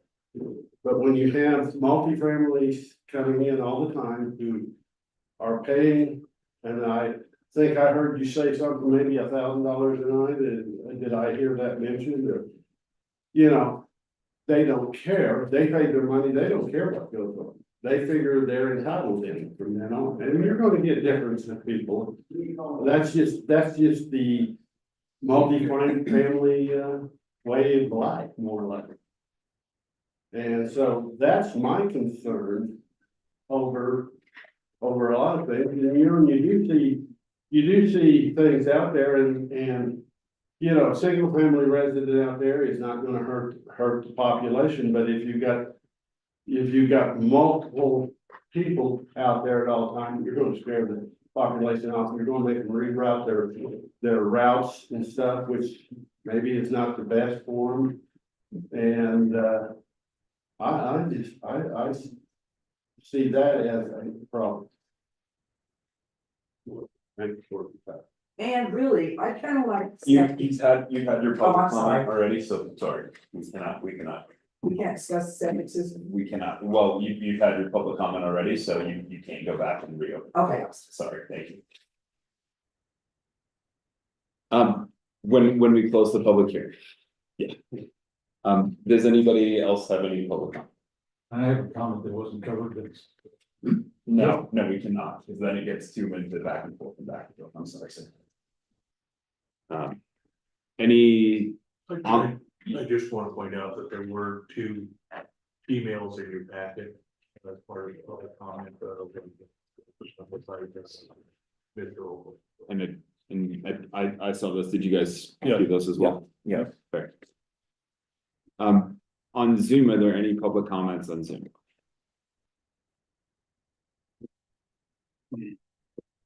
All right, we will go ahead and close the public hearing. Okay, who would like to start this off? Karen, you had some comments, or? Just so you guys are aware of how like the management goes and all of the rentals I manage. We've never had a formal complaint, so there's never been a strike against somebody's like town rental, for example, like 3 strikes you're out, or whatever that rule is, where you lose your vacation rental permit. Because we are so on top of communicating with the guests and we pay attention to them. And it is not a big deal for, doesn't matter if I drive out there every day, I could miss something, you know, maybe they weren't doing something bad then. And most people are well behaved. And we don't have issues. You guys brought up the 2. And then, yeah. So, and it's been many years, I forget, it's probably been 7 years I've been managing properties, I can't recall. Just, yeah, I was just saying that to hopefully let you guys know how much we really, Corey and I pay attention to the renters in the houses. Yeah. We take it seriously. Scott, Pete, you guys? How many comments? Karen, I appreciate you and Corey, and I think you guys do a great job. I just have a problem. You can't police it all the time. Yeah. You guys are great. You guys are doing it. You're at a price point where you hopefully get some good people in. Do I trust those people? No, not all of them. There's only a few bad apples too. Right. You know, that's the whole deal. And The majority of the people are gonna be good. Yeah, that's They all true, gonna be that good. life. And I wouldn't even have a problem, like I said, if I was you, I'd be worried about liability with that storage side of kids or people getting hurt. around there. I mean, I'm sure you've taken that into consideration, but, it's. And that's part of the short-term contract right there, that holds them liable, you know? And that's why. So you guys you could have a copy of that contract that they're gonna sign in front of us at some point? They're not, this is like, I was just saying, this is the generic. A lot of it repeats what's on the normal Verbo Airbnb, but it goes up beyond that. And an attorney draws this up, very specific to his property. They have to sign it or they don't get the rental. And then then I go through it with them before they sign it. All right, well, It's. is that something you'd like to see? And this doesn't pertain to his No. property because it's for somebody else's. No, we wouldn't police. I mean, No. well, frankly, we have actually requested rental agreements on the more high risk one. Right. I mean, and the county could ask to see the rental agreement and make sure there's conditions in there like we did up on the ski-in one. But it's a little deep, you guys, if you start policing everyone's rental agreements and all that. I would like to point something out, and one is that it does concern me a little bit that people need to understand if they are considering the financing of a project based upon the income from Airbnbs or Airbnbs. It's a renewal process every year. If there are complaints, if there are people trespassing on the mining sites, the county can decide no more. And it concerns me that would put a financial pinch on some of these projects that are counting on that money long term. So just an observation. I felt the same way with the project up there. You know, if you're banking on X number of dollars a year to pay the note, and the county says, and you get one unruly tenant that runs amok, it could go away. Well, and that's a good point, you know, you guys hold the cards in that, I mean. You know, if we get a bad tenant, you know, there goes our vacation license. You know, we roll the dice on the other one as well. And I think we do a pretty damn good job of policing them and hold them to pretty high standards. I need to point one other thing out. I believe you guys already reviewed the special use permit for vacation rental on this project. You understand? I mean, is everyone clear on that? I think as part of the sketch plan, yes, we did review that. I don't know that gives it final approval, but It was approved. it was approved. A sketch plan with the condition. I mean, with the condition that we added on to it, you know, it was conditionally approved, but it was conditional upon approval of the final for the improvement permit. So, but the vacation rental was approved at when they came to the sketch plan. I just want to share kind of like a little anecdote that I had a conversation with someone here in town years ago about OHVs, and I said, what's the difference between OHVs in town in the summertime and snowmobiles in the wintertime? And they had a point that I thought was pretty well sums up, I think how the neighbors here are feeling. Just they said, you know, the OHVs and the people who come here in the summertime and are using them, they are not from our community, and they don't have the same kind of respect for their neighbors and the same kind of the same responsibilities to their neighbors that we do in the wintertime. So the people driving the snowmobiles in the winter are residents, and they're people who live here, whereas the other folks, and they said, you know, you go in the backcountry and you see toilet paper and human, you know, death put all over the sides of the roads, and you see, you know, people acting, you know, like it's the wild, wild west. And I thought that was a pretty strong way to put it. It's never really lost my mind in all the debates that we've had as a community over, you know, OHVs. I think how the neighbors are feeling is that, you know, people who come and are guests at your home might not have the same kind of respect for the neighborhood as if they live there. You know, I don't disagree with it, but at the same token, I mean, I think it's getting real micro focused on with it. Yeah. As far as the fire thing, the trash, we've mitigated all that in the previous meetings, you know. And, you know, I personally, I'm a vacation rental owner myself. I have owned a different rental. I live in a neighborhood that is predominantly vacation rentals. Karen manages multiple rentals in my neighborhood. I live a block away from your rental here in town. And I've had very, very few instances where I've had bad experiences with neighbors acting in towards. Doesn't mean that the instances aren't good ones. I've been assaulted by a guy who was working on his OHV at 7 o'clock in the morning, and when I went over to ask him to, you know, take it somewhere else, he belly bumped me and threatened me with a firearm. Yeah. Wow. You know, our own rentals this year, people were lighting fireworks off on the porch, and I had to ask them to leave, you know, the next morning and to cut it out. And that was, you know, if we weren't an owner occupied rental, and we were out of town, how would we have known, you know, if that was happening? And that's, you know, that's why I chose Karen, because she's in town. She's got plan B with Corey, and yeah, and I do think certain things are a positive, you know. I think we're concerned about the Little Nation Mill next door. I think if you guys have cameras up, I think that there's a chance that you might be able to prevent other vandalism from happening to that site by having people there who understand that, no, you're not supposed to be going and breaking in and vandalizing these. If you had tenants who understand that they're not supposed to have a fire next to there, they might go and say, hey, please don't have a fire next to this historic building where you could burn it down. I think there's positives to that as well. And I do fully agree with Dennis that you know, we do hold the cards to be able to say that these are not, this is not an appropriate area for a rental.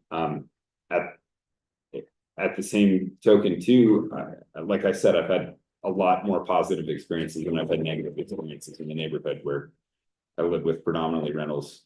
Your rental a block away from mine, I have never had a bad problem with, and I can hear it. I can hear things down on your block away pretty well. So we go down there pretty often with our daughters, spend time next to the river. Never seen anyone at your rental be out of control. So I think that's a really positive thing. I didn't live next door to it, so that's different, but I definitely think as well for the neighbors here too, this was a town. And this is an area that is in our economic development corridor and has been for at least 25 years. There are multiple other businesses located in this area. There were a lot of concerns about allowing the OHV business across the street, the Rock Pirates folks. I didn't hear one complaint from the neighbors about that in this discussion. And I don't necessarily think that this is a zoning issue that are, you know, this was a much more developed area than it currently is. And I don't see a huge problem with allowing development in areas that were this previously developed and that have been, you know, that occupied first. You know, I mean, Howardsville at certain times was more occupied than Silverton. this is kind of one reason we bought this place for this, you know, it's a perfect candidate for the zoning and size and location. And it's beautiful, you know, and like you say, it was a town, you know, it still is considered a town. Do you guys have any comments here? I always see that as kind of a lame argument, because 200 years ago, there wasn't a town there, there wasn't anything. So just the fact that there have been development, doesn't mean there should be development. I always feel that I think you have to go back farther and look at what the real picture was 150 years ago before there was development, so. That's just, I don't go with that argument, but, I have one question, where are you at with the Corps of Engineers? Did they actually show up to the site, or did they just look at a couple pictures and rubber stamp it? And I think that's a good one for Jeremy. Yeah, yeah, so I conducted a pre-application meeting with the chief of the Durango office, and then reviewed the project with her, and then submitted the pre-construction notification, which essentially requests authorization for the nationwide permit 14 linear transportation permit that we're seeking, and that our documentation was received and it's currently being reviewed with the Army Corps. The preliminary discussions and review I had with her, there was no red flags or anything with regards to receiving that authorization for what we were requesting. And so we're on, I think, day close to day 30, and typically they're held to a 45-day review period there, and so we anticipate receiving that authorization in the next 20 days or so. Was there a Corps engineer person actually on the site? No, the Corps did not visit the site for this size of project. How can they make a decision if they haven't been on the site? It's not uncommon for the Corps. You know, we permit a number of projects of various size and scale, and for a project of this size, they typically don't request a site visit. They very rarely come to the site. They take a report from your wetlands experts and they review that. Okay. And then, I mean, if there's, you know, if there's some dispute, then they may come visit the site, but they, again, like everybody else, they wouldn't have a staff to visit. every Sure, site. no, I understand that, I just, you just have to look at who's paying the wetlands experts, who's paying the geologist that was working out of coal ranch and stuff like that. They're gonna say something favorably to whoever's paying them. I feel like that sometimes. The Corps has some specific specifications, you know, for when you need certain permits and other permits, and they need to know where the location of the bridge buttresses are in relation to the high water marks and things like that. And I would assume if the engineer does a drawing of where the high water mark is and where the bridge buttresses, are they called buttresses, Jeremy? Yeah, for this one, yeah, essentially so what we provided to the Corps was an impact analysis of temporary and permanent impacts within the ordinary high water mark of Cunningham Creek, as well as the adjacent wetlands, the fill amounts, the type of fill, as well as, you know, the restorative revegetation for the temporary impacts, and they review that as a package along with the cultural resource report that we did for the property. They'll be coordinating with the State Historic Preservation Office, as well as other agency folk. And then they reach out to us if there's any questions or need for additional information. But since we haven't received any at this time period, I don't think that that's going to be the case.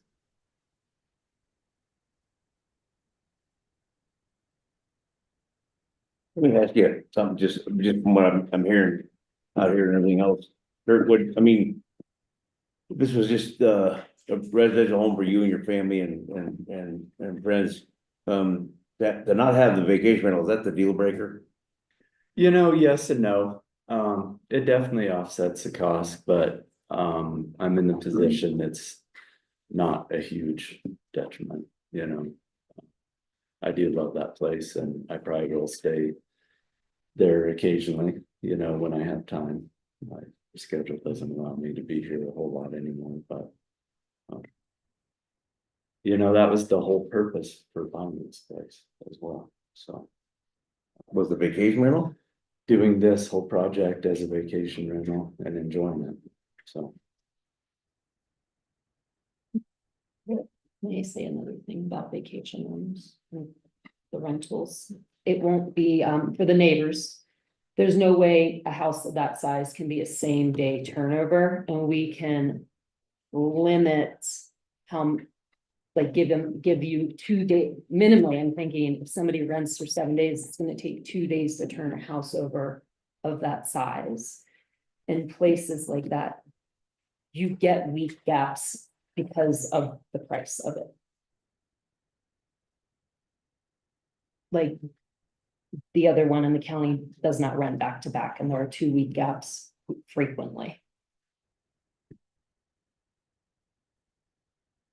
You're saying there's not gonna be as much volume of people? That's what you're exactly addressing there. it, yeah. And guaranteed, when it books, I know the cleaner is gonna need 2 days to turn it over. And we can put people on a 6-night minimum, a 7-night minimum, you know, and so it attracts. And then you get little breaks.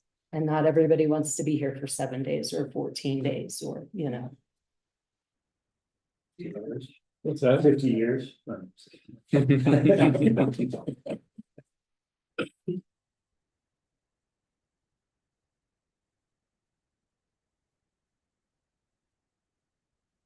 On that note too, just something else too, you know, if we deny a vacation rental permit, that doesn't mean that it can't be a monthly rent. Sure.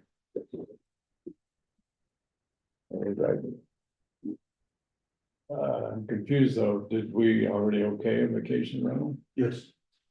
So that's a moot point then. Sure. So you did it sort of backwards. You guys approved the vacation rental conclusion on the actual Yeah. project being approved. That's one of the things I've noted in when we amend the land use code that we need, that is kind of backwards the way it's set up now. It is. I think there's some other things that we should discuss in a work session or or as an agenda item, just regarding vacation rentals in general, you know, our building inspector brought up some of the concerns about just in general, fire safety and vacation rentals and things like that, other places normally have in place that we may be a little behind it. I agree. Right, and I don't disagree with any fire danger. I don't want anything to do with the fire. He was talking more specifically about the like interior of the building and safety standards and fire extinguishers and things like that, yeah. And we do, gosh, we have fire extinguishers galore that are, inside, outside. Yeah. There's several. I do think we may be able to use vacation rentals, OHV rentals in general to educate the public, to address some of the concerns we discussed earlier, you know, with the vandalism and trespassing and the impact on historic structures, you know, put together some rack card type information that is available for people to read and be aware of, and I think that's one place where we get it out is. Yeah. I just wanted to address one other thing, Kim, that you had said that Kurt hadn't reached out to the Historical Society, and he did reach out to the Historic Society. For an easement. I mean, that was all we did to reach out to the Historical Society, nothing about the building is there or protecting it. I think a lot of that conversation was taken care of administratively and when it should have probably come before the board, then discussed by the board. Yeah. But I don't think that's on for reaching out to the Historic Society and not getting a response other than from the president of the Historical Society. Well, that was because it came before the board and the board said no, so that's what she was responding. Scott said that it did not come before the board. About the easement? About the easement, yeah. It didn't come at one point, we talked about it. I just can't remember. Okay, all right, sorry, I just, that was our, you know, discussion before was, well, did you take this before the board? And Kurt wasn't sure if that had gone through the board.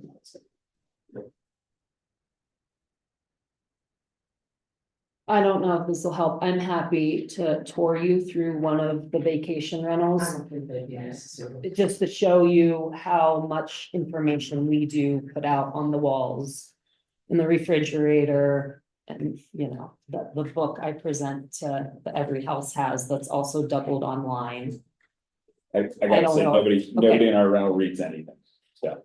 We use a lot of pictures. Signs, they don't like them. Check out We- time, no.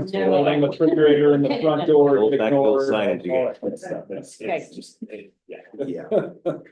We do a lot of icon based Yeah, words now Yeah. also, pictures instead of words. pictures and words. That's all right. Do you guys have any more comments regarding this application? No. I guess I'd entertain a motion for approval or denial of the permit. Can I talk to you for just a second? Yeah, sure. To me? Yes. Okay.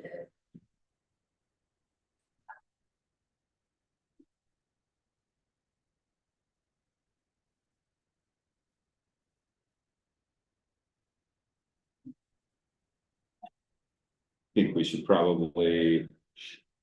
We can't shut the door. Talk about We something, can talk about something that, something else. Turn off the noise. That conversation. yeah. It's gonna be sunny today. I, It's not gonna be rainy. yeah, I will. It's been raining No for a rain, week. right, yeah. It's great, but sometimes it's nice to see the sunshine. Yeah. I will say one thing here too, like in general, I don't think we're, like approving fences, but I don't think that it would be a bad thing to have a buck rail fence between, or some kind of fencing between the Little Nation and the vacation rental there, just even on that one property border. I feel like around our place is a real aesthetic, appropriate looking fence, the one that we put up with the railroad ties, you know? Yeah. We could do one lower, just Yeah. to give definition. I mean, the moose will step right over it.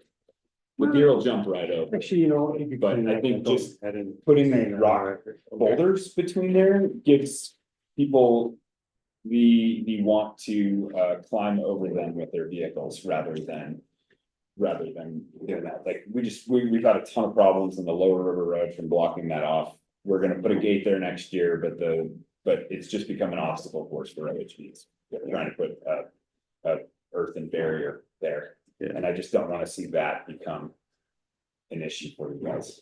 Right, I agree.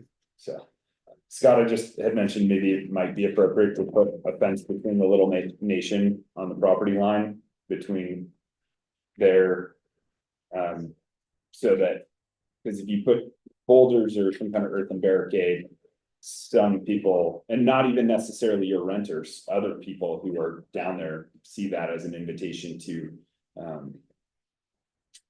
push their vehicles limits in terms of climbing over them, and I'm talking mostly about the barricade that we have in the lower river road that's now just become an obstacle course for OHVs instead of a barrier for them getting across. But so having some type of fence there would probably be more appropriate than trying to create. At the Little Nation mill side. At the Little Nation, yeah. Okay.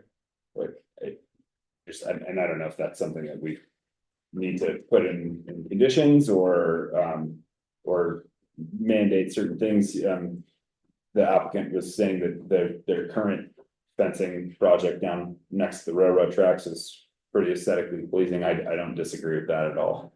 And I don't think it would be a barricade, especially if you just have it on one side. If it's not fully enclosed, then wildlife can easily just go around it on one side or the other, or cross it. They'll cross it anyway, but as long as you don't make it 8 feet tall. Right. But just to prevent, yeah. And I think it's as much for the visitors outside of your property as it is inside your property. Yeah, I'm for it, definitely.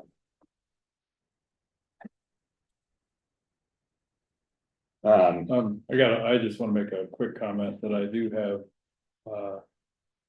No bias against the applicants based on observations from my daughter living next to the other rental.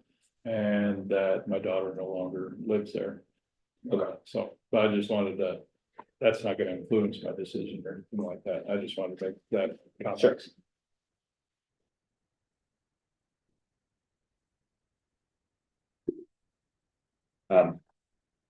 I'll make a motion. Do we need to put the well, do we need to put fencing in a motion to, and Cause you're in gonna, that, yeah, If you wanted there, because there is no, right now, there isn't any fencing, just the boulders that would be approved, so if you want that, they're usually specified as a condition.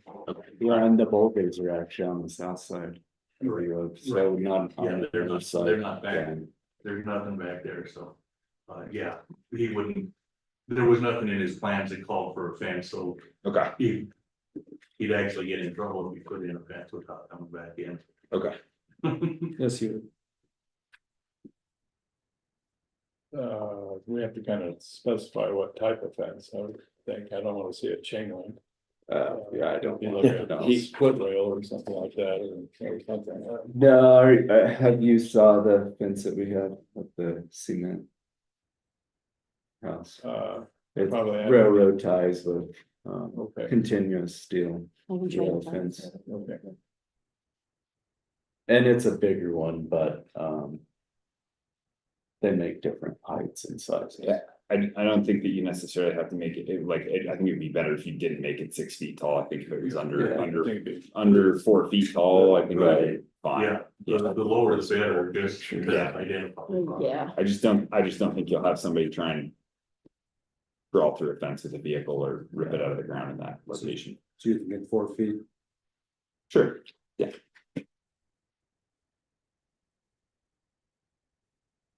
Do one of you guys want to take a stab at a motion, or would you like me to? No. Okay.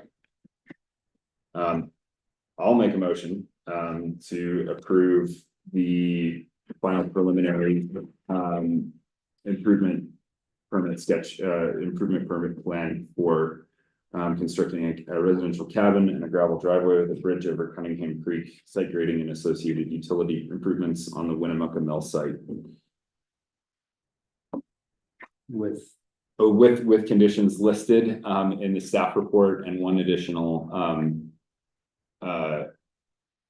request that, or one additional condition that a fence no higher than 4 feet be constructed between on the property boundary between the Winnemucca and the Little Nation Mill site. Could I ask for clarification? Sure. Sorry, ask council. Yeah. So are you relying on the previous approval of the vacation rental? Or are you're recognizing the previous approval of the? We've always done them as separate motions too, for vacation rental permits and the improvement permit to build the cabin itself. So I guess that, not to throw it back at you, but Well, the problem. we need to make a separate motion for the approval of the vacational permit again. I think if you included in your motion a recognition of the prior approval contingent on the building approval, I think that takes care of both of them. Willie, but I defer to you. Yeah, I mean, If they approve the project itself, then it's de facto it's approved. de facto approved, yeah. Do I need to call that out in our? I would call it out in the motion, recognizing the previous approval of the vacation rental contingent on this project. And do we want to do that as a separate condition or? No. Okay, all right. Also, recognizing that previous approval of the vacation rental permit was contingent upon approval of the residential construction and final approval for improvement permit. Willie, were you good with that? Yeah. Okay.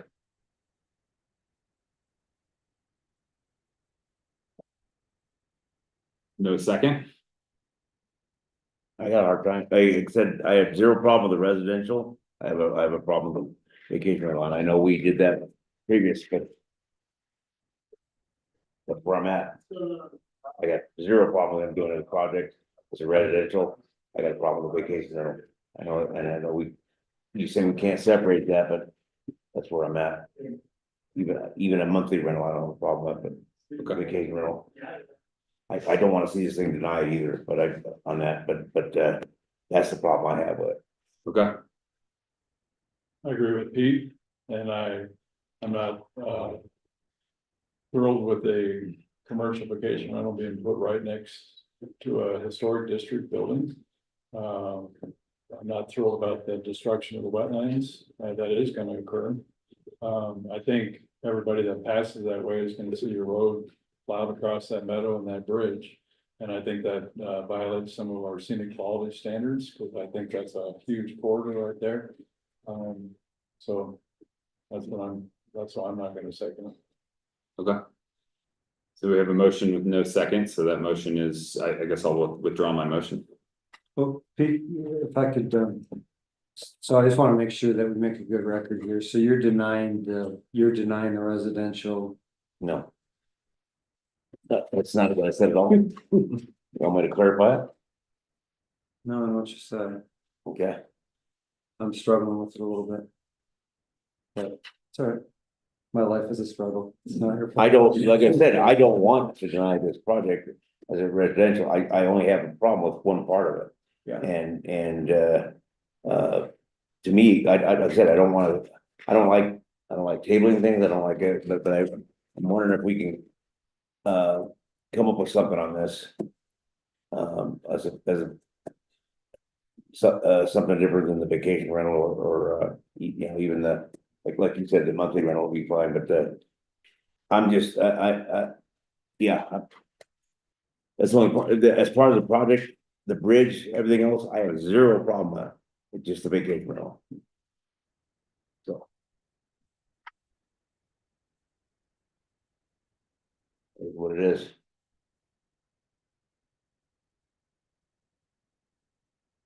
So we have no motion on the table now. I've withdrawn my motion. We need a motion to approve, deny, or table the application. I motion to table it then. I don't want to see it denied. We have. Can I not do this, or you're shaking your head at me, but I don't. You got a deadline, you have a deadline for making a decision, otherwise it's deemed approved. It's automatically approved. and what is that deadline? I'm not following you on that. We looked it up the last time, Yeah, it's 30. I think it was 30 from 30 days the planning commission. commission. So we're up against that deadline. It's because, like, say there is a denial, it doesn't mean they can't come back with a reapplication, is that correct?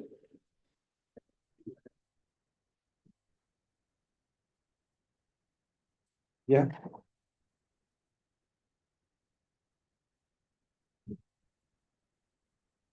I mean, it sounds to me like, I don't want to read between the lines, but it's pretty obvious. It sounds like there's a 2 yes on the residence and a 2 no on the vacation rental.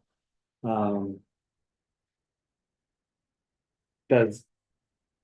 don't want to overstep my bound. Does the applicant want to propose a limited vacation rental? Does, maybe a 50% occupancy? How about if there were a 50% occupancy? How about if it were capped at 50% of half of 365 days a year? As a maximum or something, I'm just, I also want to again, I say don't want to step on a anyone. monthly renter is no different than a weekly renter, because they're just still. Good. I mean, again, I'm not the mediator between you guys, but does the applicant want to propose something that maybe can be reconsidered by the board here today? Rather than perhaps face a denial. So we're already doing, what is that, 6 months? Yeah, that's half a year. That's half a year. I mean, at that point, that would be half. Summertime only? Yeah, I mean, it's from May 1st, I believe, is what. But we were basing our decision on the winter on this accessibility and the danger of the approaching that area because of the slides, so I think we have to address just the 6 months of the summer. And rentals, if there's snow, people don't book. they go somewhere else. If it's. So if we have a huge winter. And the snow's not melted, you're not getting those last minute bookings. If we don't have any snow in April, people start coming in May. Your traditional rental season for, on average, for the summer is Memorial Day weekend. And then you get nothing until the last week of June. Through July, 2 weeks in August, then it dies off mid-August and it goes back to Labor Day weekend and then it slows down. So your holidays book.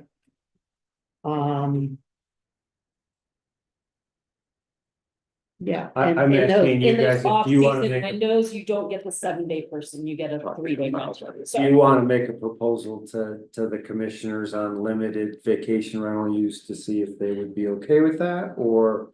Well, let me think about that. I'm just kind of got it, how it is approved with conditions that we met, and then all of a sudden it's not. All of a sudden.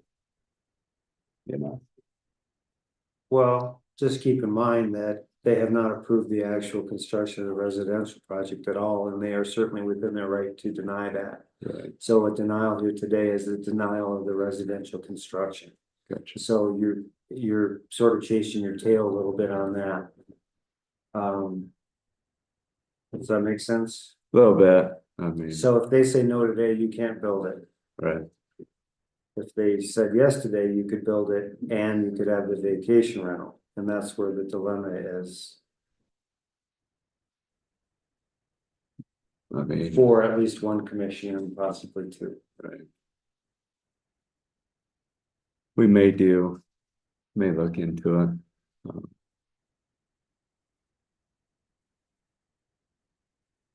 Are we allowed to step out and talk about those dates for a moment? Yeah. Okay, Well, yeah. yeah, we can. Yeah, I think so. Why not? I don't see that. This is, That's all. is this gonna do something you? Consider? Yeah. Yeah, like I said, I've said it on record, I've got zero problem with the other part, but the concerns are the. Concerns. We gotta wait till the back Yeah. here. Yeah, sorry. Kind of got double. No, it's just, it's because of that. The order of the two things. And I get that too, it seems like that is backwards, and I'm not trying to go against the grain on that, but. No, it is what it is. Yeah. Yeah. I see what you're saying on that, but it just, No, we have to make some changes. and For some of we these. can, like you said, do an order shop with that too. Go with people and all that. Yeah, I think Willie has a pretty good handle on some of the changes that. It's just, For our rules, yeah, it's just all the land use, the permits all have. Time sensitive. right, Deadlines, so it's like, once they get submitted. You either go through the and I process, understand that. or it automatically gets approved, because that's what the land use says, so. right, I don't like tabling things either. But I don't mind tabling things for good reason. no, if we have to, we've done it before. So. Yeah.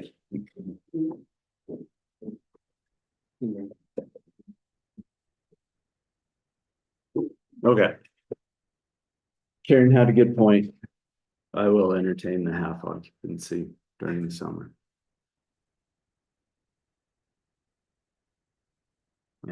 So it starts off really slow, meaning, and he's not gonna, Sure. this is gonna be, if it's built, people are not just gonna be like, book, book, book, book, book. You know, it takes time to build up a vacation rental anyway. If you do half occupancy during those months. For a year, you can revisit how it went. So what are the months you're saying would be half occupancy? What are the months that would be used at all? You said 6 months, so it was May through October, but I proposed the last week of May through the first week of October. And Cause during you that, do get like the wedding people the first week of October and then it dies out. so, and during, so that would be, those would be the only times it would be, rented at all.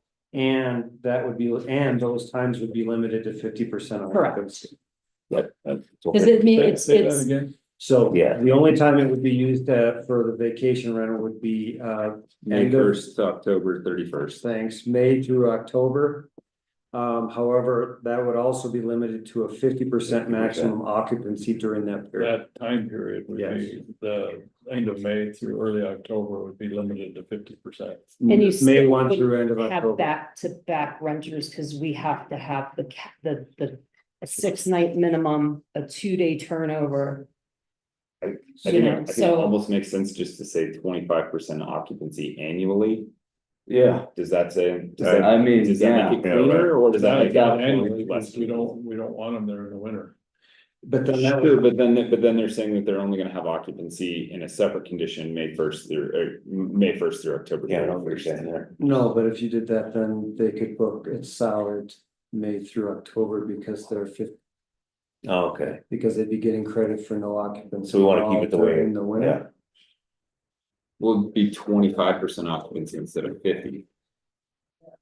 So it'd be only 50% of the time that they're open anyway. If it's easier just to say 50% occupancy, May 1st through October 31st, that's Yeah, I okay. mean, that was a condition of approval, was May 1st to October. Right. Yes. It was. So, yeah, that was one of the conditions. And now we're adding And 50% of that. so we can just add another condition that it shall not be occupied during that time period for more than 50%. As a vacation rental. As a Obviously, vacation. Okay. But you're still gonna have some of the problems we discussed when there is full occupancy.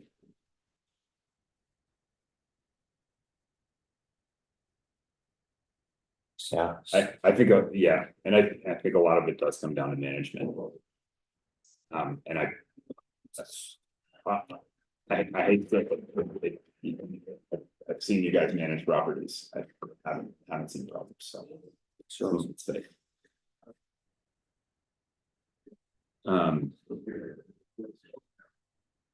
You want to try it again?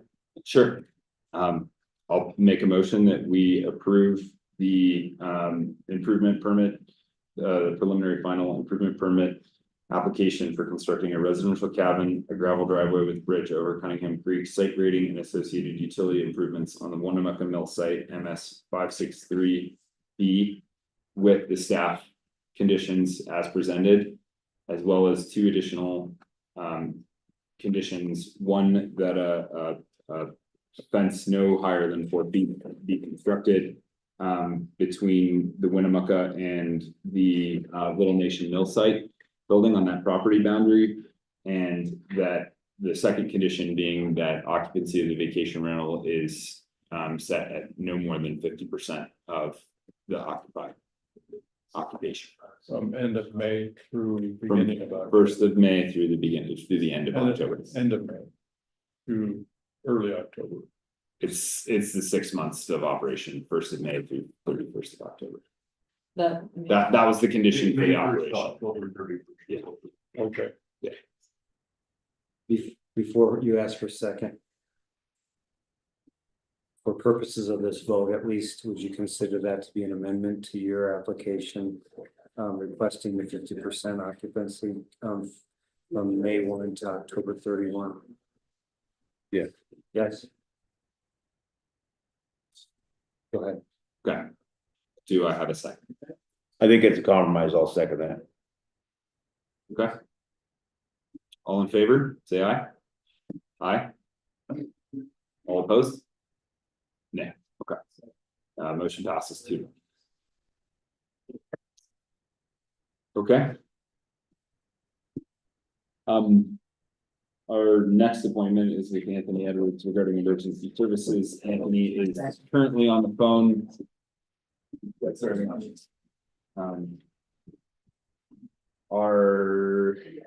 Can we go through our correspondence here? Willie, while we're waiting for Anthony to get off the phone? Thank you. No. Not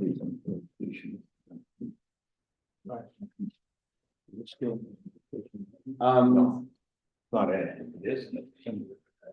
Plan. Can we clarify that, or do we have to have another motion to clarify that there would be no dry camping? There's no break. Okay, they just said it's presented in the application still, it says dry camping future phase, so I think that, yeah. So no dry camping without, another, yeah. Alright, thank you. I can clarify that anyway. Yeah. In how people wear it. I mean. Yeah. Okay. I mean, what we put out on there. Yeah. So yeah. I just, I want to point out one other thing, and I probably haven't done for everybody, but, there was comments about not giving property owners adequate notice. Yes. So I just want to spell out how we provide notice. Is when an application comes in, part of that application is they provide us with a list of all the adjoining or property owners within 1,500 feet of their property. Get that list from the assessor's office. They provide me with envelopes with the addresses and stamps of all those people. I put together a letter saying, so-and-so is planning to do this on this property. The planning commission will meet on this date. The commissioner will have a public hearing on this date. You know, if you have it, you can find the plans online, or you can contact me and I will give you the plans. If you have any comments, you know, feel free to provide them to me. So they get But notification. she also put it in the paper too. Well, So first they get notification of the project. And then when the sketch plan comes to the commissioners, there's a legal notice put in the paper saying there's a public Put two hearing. of them in there, yeah. And they're notified. And then when it comes to the commissioners for the preliminary final, there is another public notice put in the paper. And if anybody contacts me and says, keep me informed, I keep them informed. Yeah. So, and I made sure both applicants, actually, Bill got put on he wanted to be put on our regular, board notice, but I made sure that Kim was informed of the public hearing today. Yeah. As well, so, you know, I actually think we do a pretty good job, and, you know, on this property, I think there's probably like 59 property owners. You know, for me to reach out and inform every one of them, I mean, some of them, you know, if I got an email, that's one thing, but for 58 of them, all I've got is a mailing address, so then we got to send out letters. And yeah, it just, I mean, I think we actually do a good job. There is some responsibility on the property owners to, to take on some of that burden. And we post the packets online, we post the application online.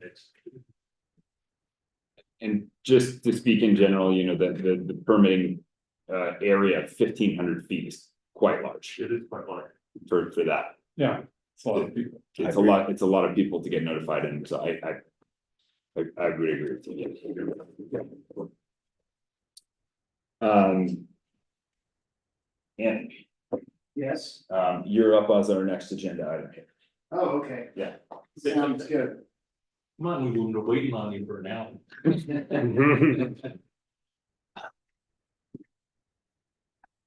It's too bad I'm not watching my regular rate. All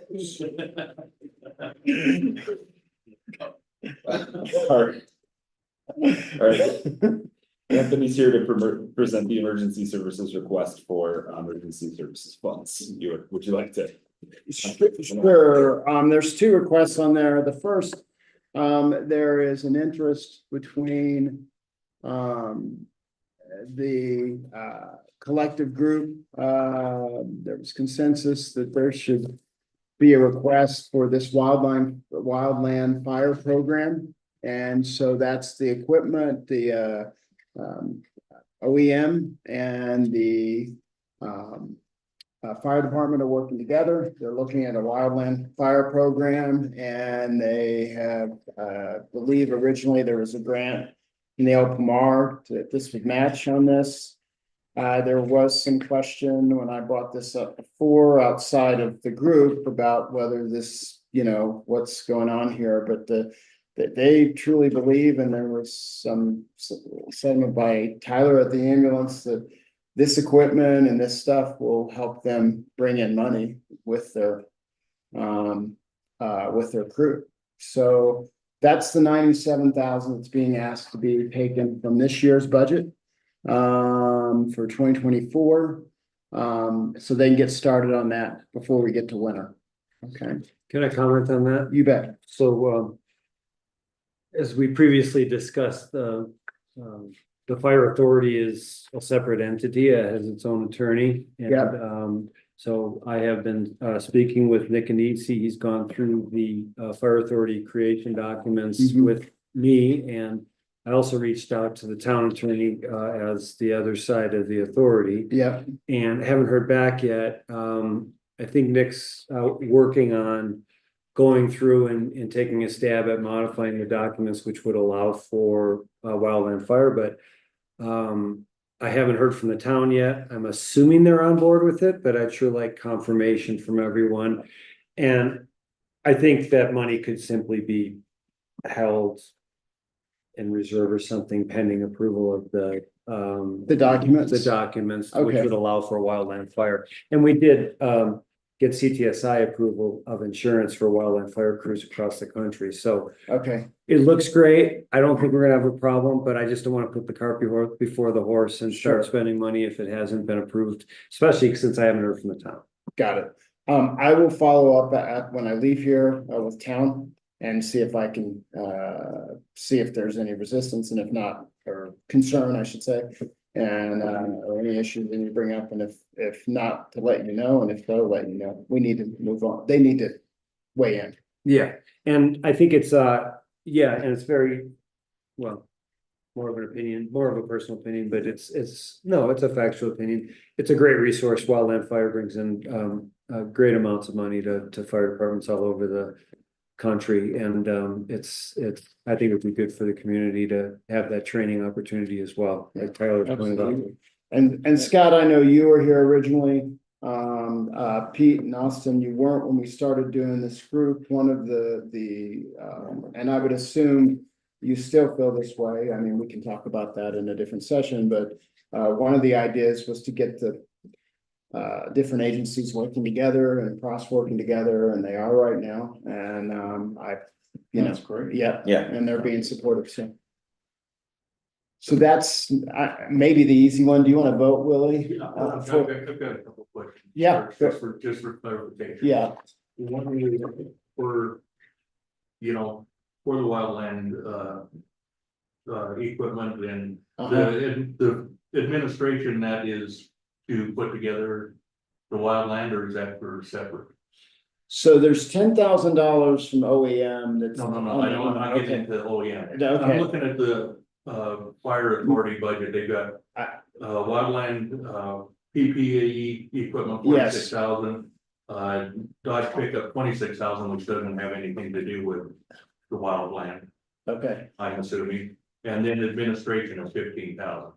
I think the truck was for, The truck was a brush truck. Was a brush yeah, fire I truck. think it was. It does have to I do think with it does have to do with that. Okay. But that aside, the administration of this grant and the program, is my understanding, is how that was presented. Okay, then, and that's clarification, because I know they've been wanting to get a truck just to, after a fire, be able to pick up their hoses and throw it in the back of the truck. That's why they got that Suburban and they got rid of it.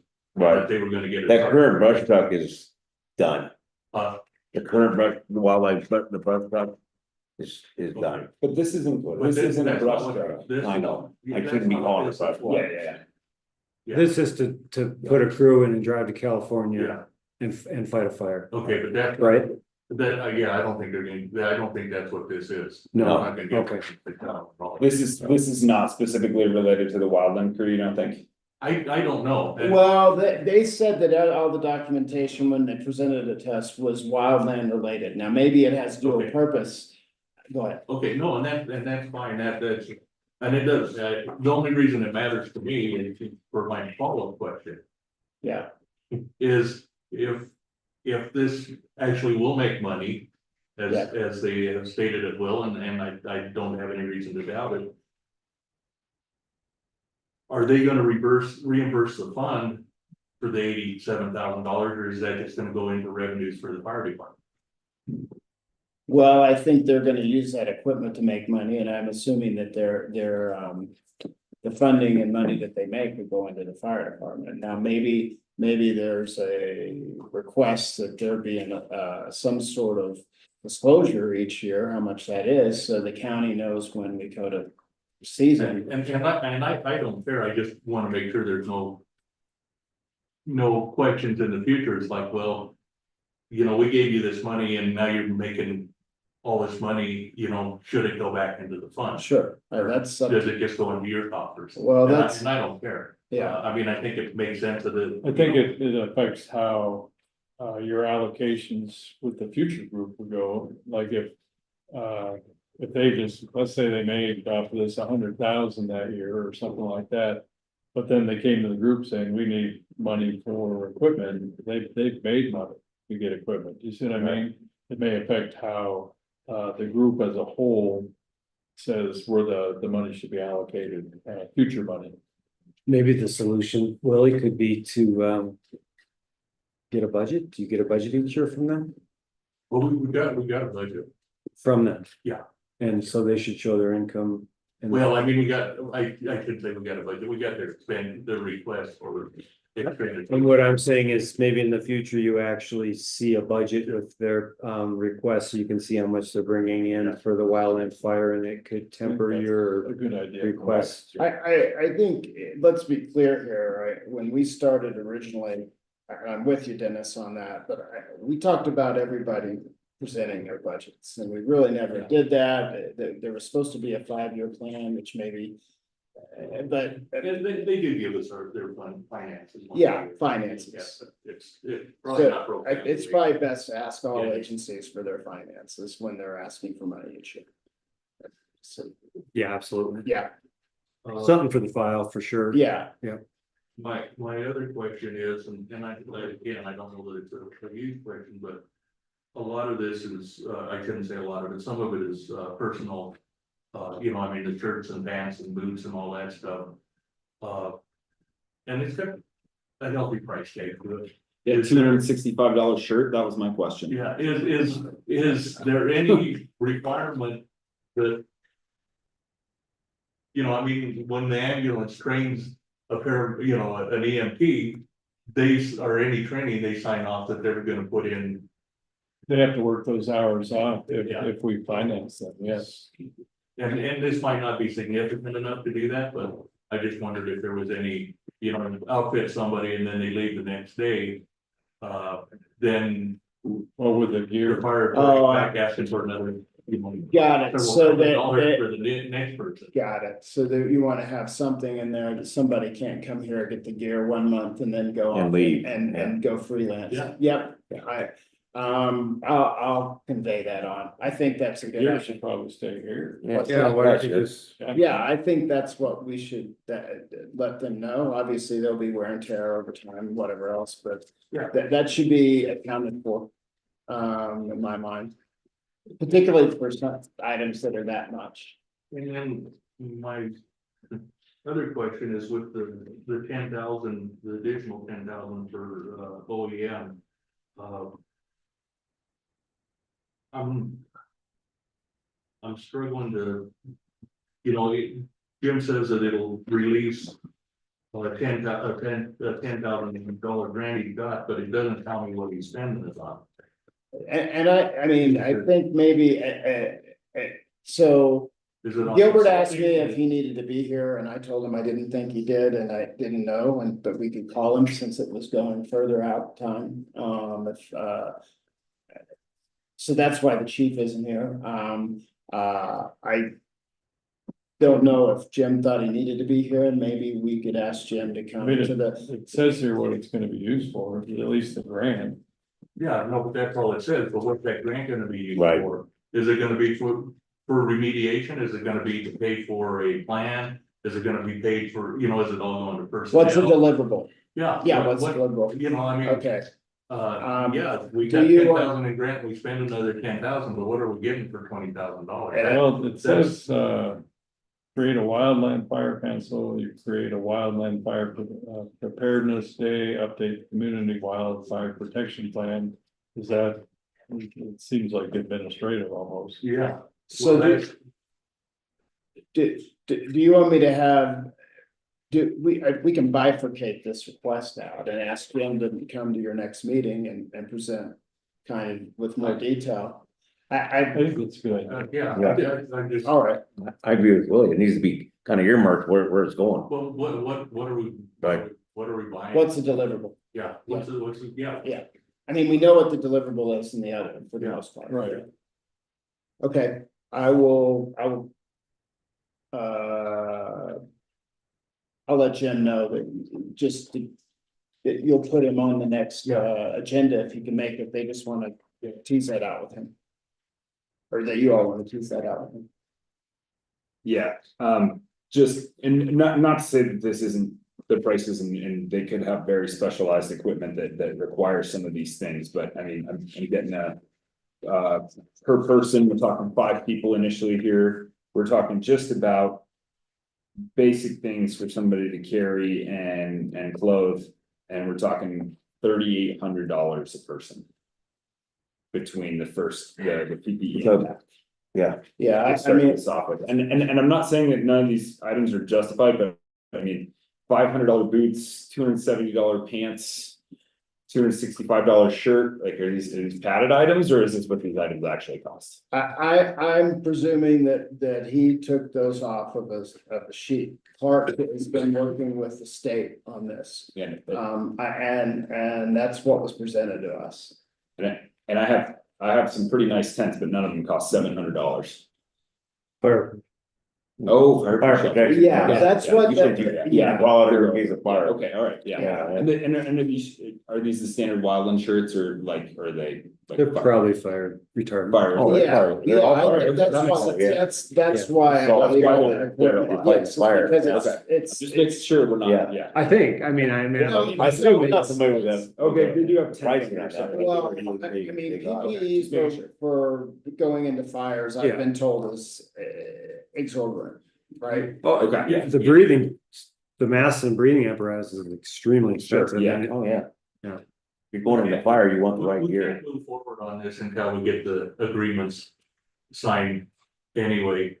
Would it make sense to have Clark and Gilbert and Jim at the next meeting? And I mean, I don't want to micromanage them. No, I don't either, no. But No, I just have questions, I think they've been in LA, you know. I think we need to. Yeah, and they're not here on that's on me. Yeah. They asked me to bring this, all this and- news, so we could talk about it and. Sure. And not, I mean, and obviously the agenda was stacked today. Yeah, no, and you know. And in general, really supportive of us having more wildland. Yeah, no, oh, yeah. I'm just gonna tell them that this is, I'll tell Jim that you all need more information. I'll tell the fire department that generally they're supportive. They just want to get some information and we need to get this paperwork done, but I think that it could Yeah. potentially be okayed at least so they can move forward by the next meeting. They just need to go. And I just emailed Nick, so Okay. I'll try to fast track that and get out in front of this for next meeting. Okay. That sounds good. Yeah, and again, I apologize too. I mean, by the time I got a chance to, I didn't have a chance to. And I'm sorry I didn't get it to you till, and I didn't get it to Willie yesterday. Oh, there's Clark right there. Water. Yeah, that's okay. There you go. Any more questions?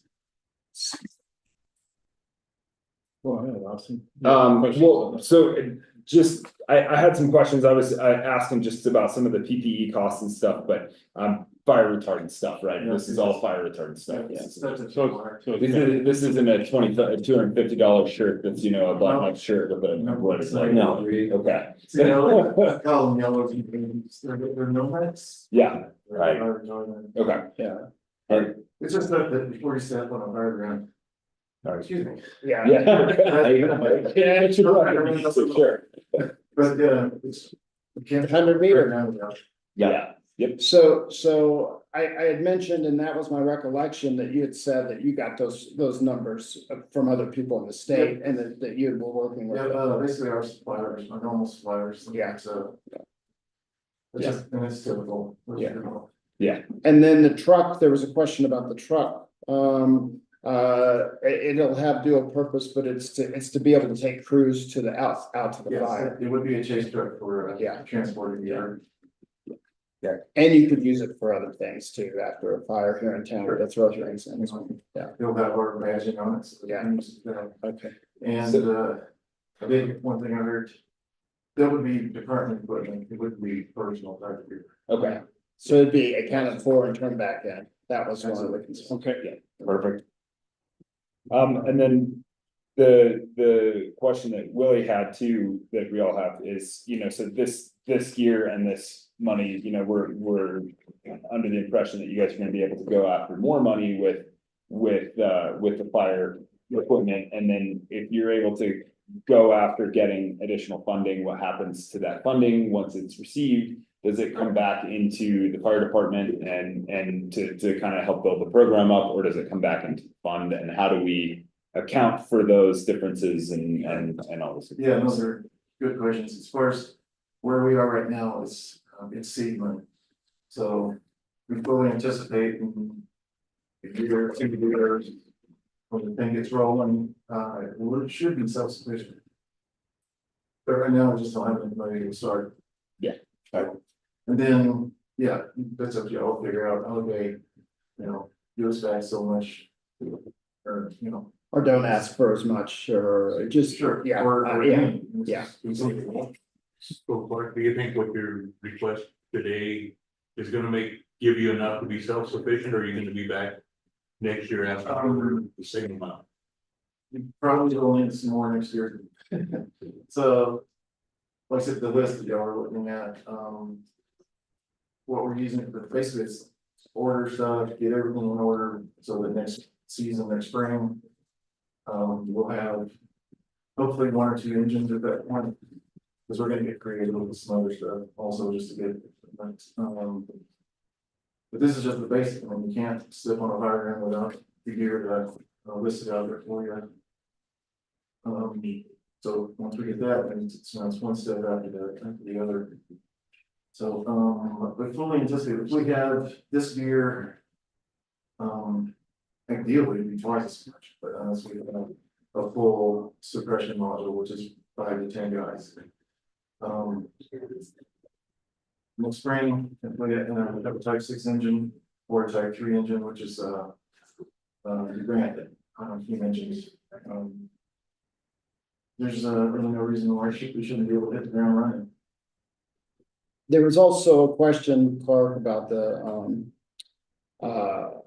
administration, that's for the administration of this program, as my understanding, correct? Yeah, for this 2024 Yeah. ask that we're doing right now, yes. And next year, I know we'll get back ready to talk about budgets for next year. There will be some kind of, we'll have to make some kind of definitions or just, there's a lot of overlap with this, administration of, taking place all one department. How we break it out into which groups, it's, we'll definitely be talking to y'all if about how we break that up. But this right here in front of you, this, it's well. Tell me a little bit more about the request for, are you guys gonna adapt the engines that are there to this, or are you looking to buy another vehicle? The least one, well, not accounting this pickup or chase vehicle of some kind, and this doesn't necessarily have to be this stuff. But, yeah, we have to have 2, well, I'm taking 2 because of my plan, but. Sure. Definitely struggling on that month or 2 to acquire type 6, which is specific wildland vehicles. Okay. The ones we have are ancient. Yeah. And we also don't want to leave. You wanna leave them here? Yeah, exactly. Yeah. And ideally, I'll have 2 engines. In my best of all worlds, generally first we'll have another type 6 and a type 3. engine. So they'll be here all the time, except unless they get deployed. And then as far as funding of those, you guys are actively working on a grant to obtain one of those? Is that- Yes, so the type 3, Okay. that's the LMR grant use program, and that's 100% grant. So, Wow. well, it doesn't require an action. Sure. Which is great. We will have to. We'll have to get a little bit more extra somewhere, but it's not match related. It's just if they give us 90,000, then we're good. Okay, but that process has already been initiated. Yeah, that's all filed. Well, that's great. And you know, that's one of the things we'll see. They'll review that in September. Okay. That's coming up pretty quick. But also, I'm gonna try to. However, you guys decide to, whether it's EMS tax money or whatever, do some creative financing somehow or another, get this type 6 this fall. So it's a little more versatile, it doesn't make as much money, but it's used more. So the type 6 is definitely, we're gonna concentrate on that right after we're able to get this PPE. Okay. More questions, you guys?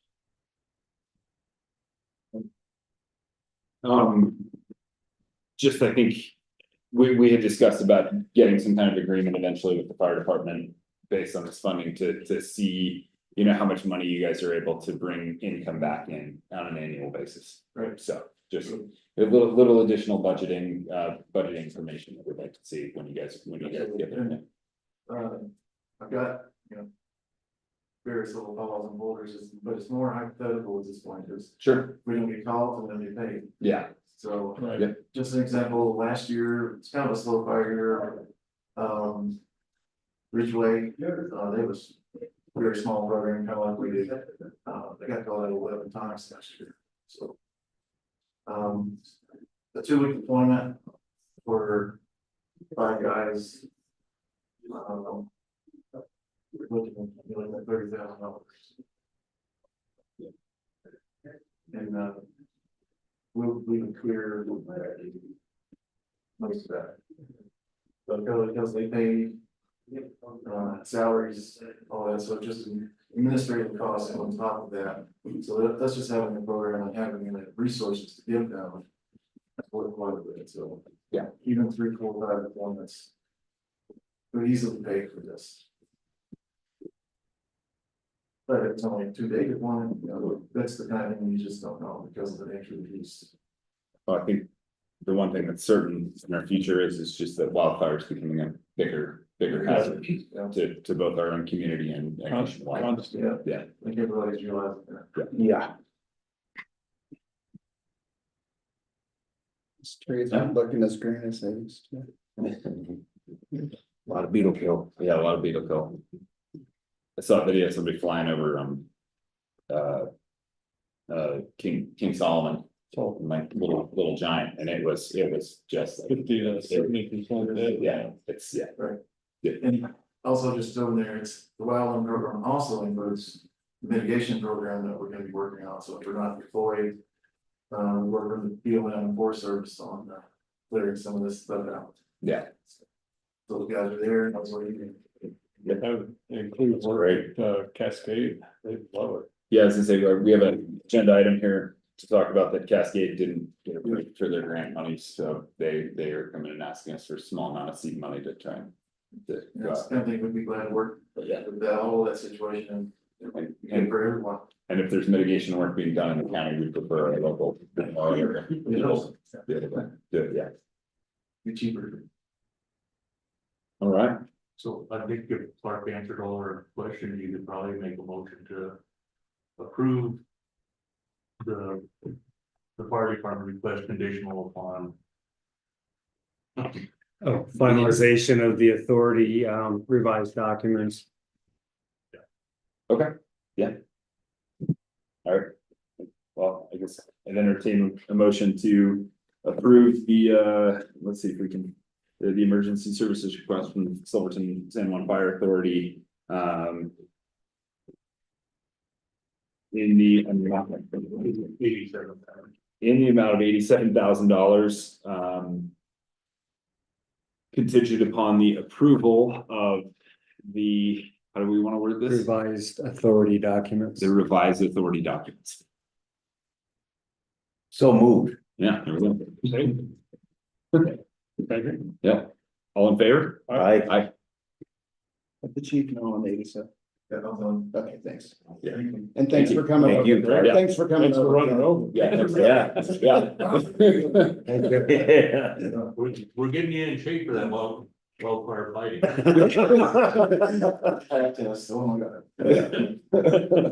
Thank you, guys. yeah, thank you, Clark. So the second request was for, and we need to go back. I know, that this is taking a little long and people are waiting, but I want to go back to, there was a meeting with Willie and Willie, earlier in the year. I had coordinated it, was not able to go. But at this time, the emergency services are feeling like the fund is approaching $2 million plus. And the idea would be that the entities, they want to propose that they would put 150,000, it would stay in the county's budget, but earmark 150,000 for each entity. And that they would be able to still go through the process. We probably meet quarterly, but they would be able to go in, and if they were going for a grant and the group approved it, thought it was necessary, then they would recommend it to you all, and you all could then approve it like we do. But it would be, you would see entities come probably more throughout the year, so they can do matches put when they need to, so they don't have to wait till budget season. And then they would use their fund. Just to be clear, the only thing that they could spend out of that without prior approval is a engine blow or something like that. I mean, I would probably have put a cap on it, but that those monies would still go through the process, but they would know how much they have in each of their accounts. The caveat was that the sheriff's office and the ambulance wanted to make sure that that wouldn't affect their overall budgets. So that was the caveat. And Willie, you're well versed on the budget. As far as how that would impact the greater budget, so I'll leave that in your court, but go ahead. No, I'm not opposed to what they're requesting. I think, we can probably make it work. I think one of the things that when we first started this, that Anthony tried to get them to do, but I would think we might want to make contingent on this, is that they have to put together a 5-year plan of their needs, so that they don't come in, you give them 150 and they, I need this. And then they're in the next year, well, I forgot that I needed this, and I needed this. Because you spend that 150 once and you're not gonna be able to replenish it very shortly. So I think we need to look at that too. I think just from a timing standpoint, I think it probably should be part of the budget process and would be implemented in 2025.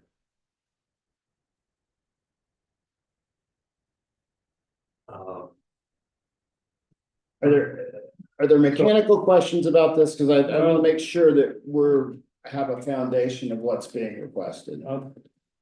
I'm looking at it from a different view. I want to use that $2 million for a new emergency services search and rescue building, and I think that's where it should be spent. Well, no, and that's why I think we need to do it during budget session to look at that. I just and there isn't $2 million to be spent. No. There's $1 million. Yeah. I mean, when budget is coming up to 2 million. Explain that. I mean, you can spend anything you want to, but reality is I want to keep a large fund balance in emergency services. So I want $1 million that isn't spent. Yeah. So what they're asking is that $150,000 be put earmarked for operations equipment and $150,000 total or 700 each? 750 for each. 150 in each agency. They're gonna knock down that fund balance if you give everybody 150,000. Sure. Yeah. So, and then they would be able to go through the quarterly, they'd be able to come quarterly to you all. and ask, so Jim, if Jim needed something, he could come to a regular meeting and then be able to, but they have to meet. See, the problem with that though, is if Willie wants $1 million for the rainy day fund, that leaves $250,000 for the emergency services building. Right. Yeah. So which is nothing. Yeah, but it also. We need to leave $1 million in there for that new building. So Scott, I think you need to have a work session with everybody, They're not- because if you're gonna tell They're not them. asking to vote on this today. Well, I mean, sure, you can vote on it today. No, but they're not asking. No, they're asking for this, but I think you can say you want a building.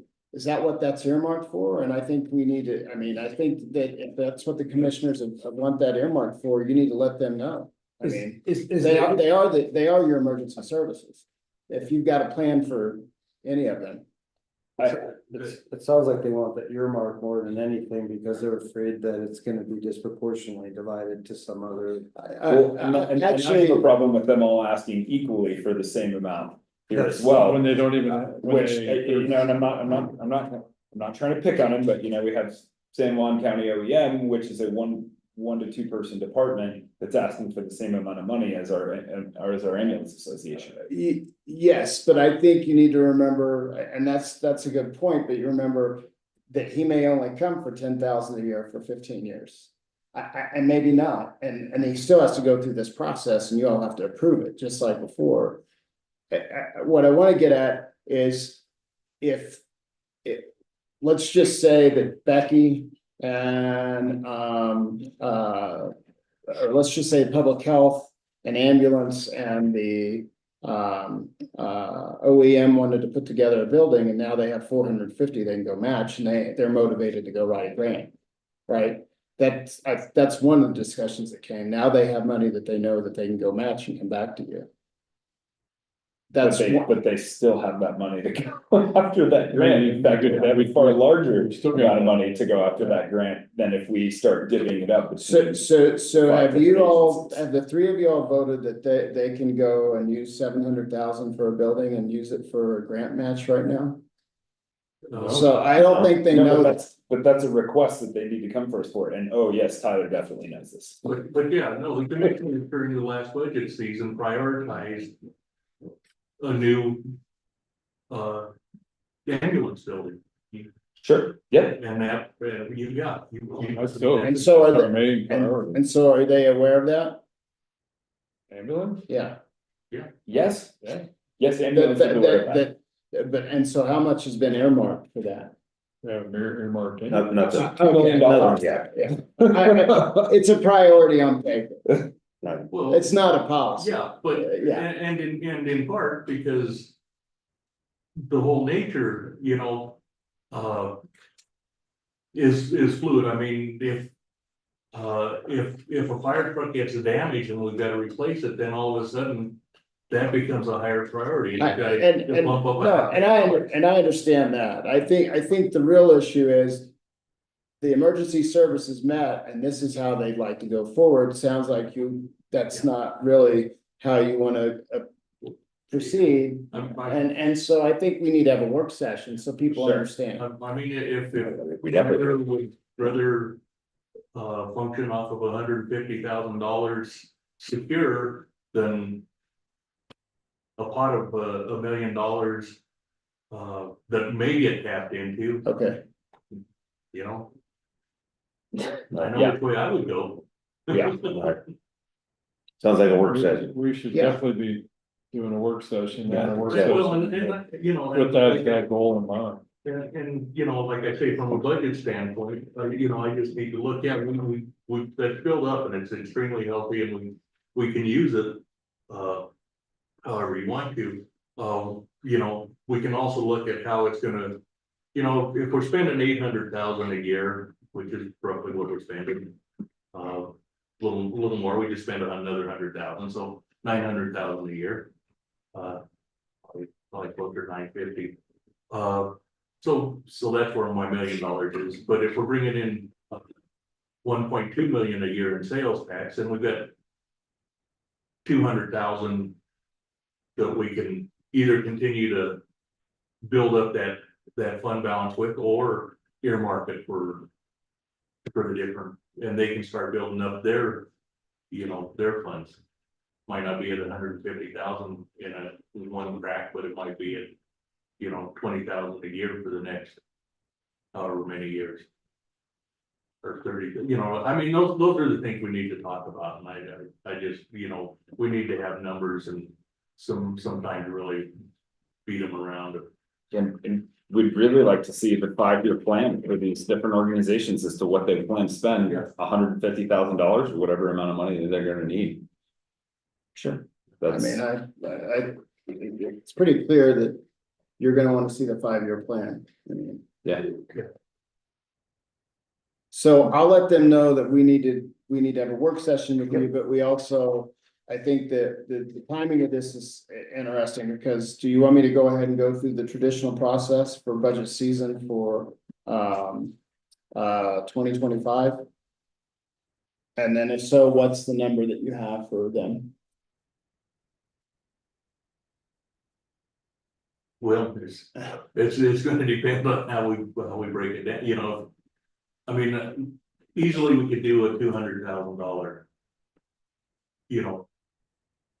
Request, but if we're gonna break it down and give everybody a share, then that money isn't gonna be available. Sure, I understand that they would need to make their personal request to the 150 that they have. Instead, we're looking at a $200,000 top. I don't have it. Okay, that's I'm just fine. pulling. It would be, I would be comfortable with it. Okay, that's fine.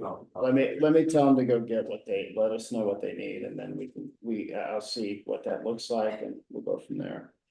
Do we want to schedule a work session here in the fall? Okay. Yeah, I think so. Let me, I'll try to coordinate, find out make sure nobody's going on vacation, and I'll get back with you, Willie, and we'll have a work session in the fall. Okay. And I'll let them know that everybody needs to get a 5-year plan. Yeah. Got it? Anything else? So far, so good. Yeah. All right. Dennis, I have been trying to work with Martin on earlier date, just to respond to your email. We can talk once I see when you can do it. Yeah, let's make sure we got clean documents so we can get them signed. I sent you a follow-up. Yeah. Oh, okay. All right. Yeah. Look at that final version and make sure we're good, Okay. and then we might as well. Can you wait till tomorrow to get that back to me? Oh, of course. Okay. Yeah. Thank you all. Yep, see ya. Thank you. Okie dokie, I think our next item agenda is a field trip visit to. It is To the Silver Cloud Lodge. Do we need to have is that right? We have, yes, so we have a public hearing for the Silver Cloud Lodge PUD. Of which we're gonna start off with site visit to the Bonanza Boy. And then we'll reconvene our public hearing upon completion of the site visit. My question to you guys, do you want to take a quick lunch break before we get started? Do you want to take a lunch break after we do the site visit? Do we want to just plow through? You guys are on the clock here as well here, so what do you guys prefer? I'll leave it at these two. I'm being pulled away, so I've got it. Okay. Today, so I may or may not be able to join. Okay.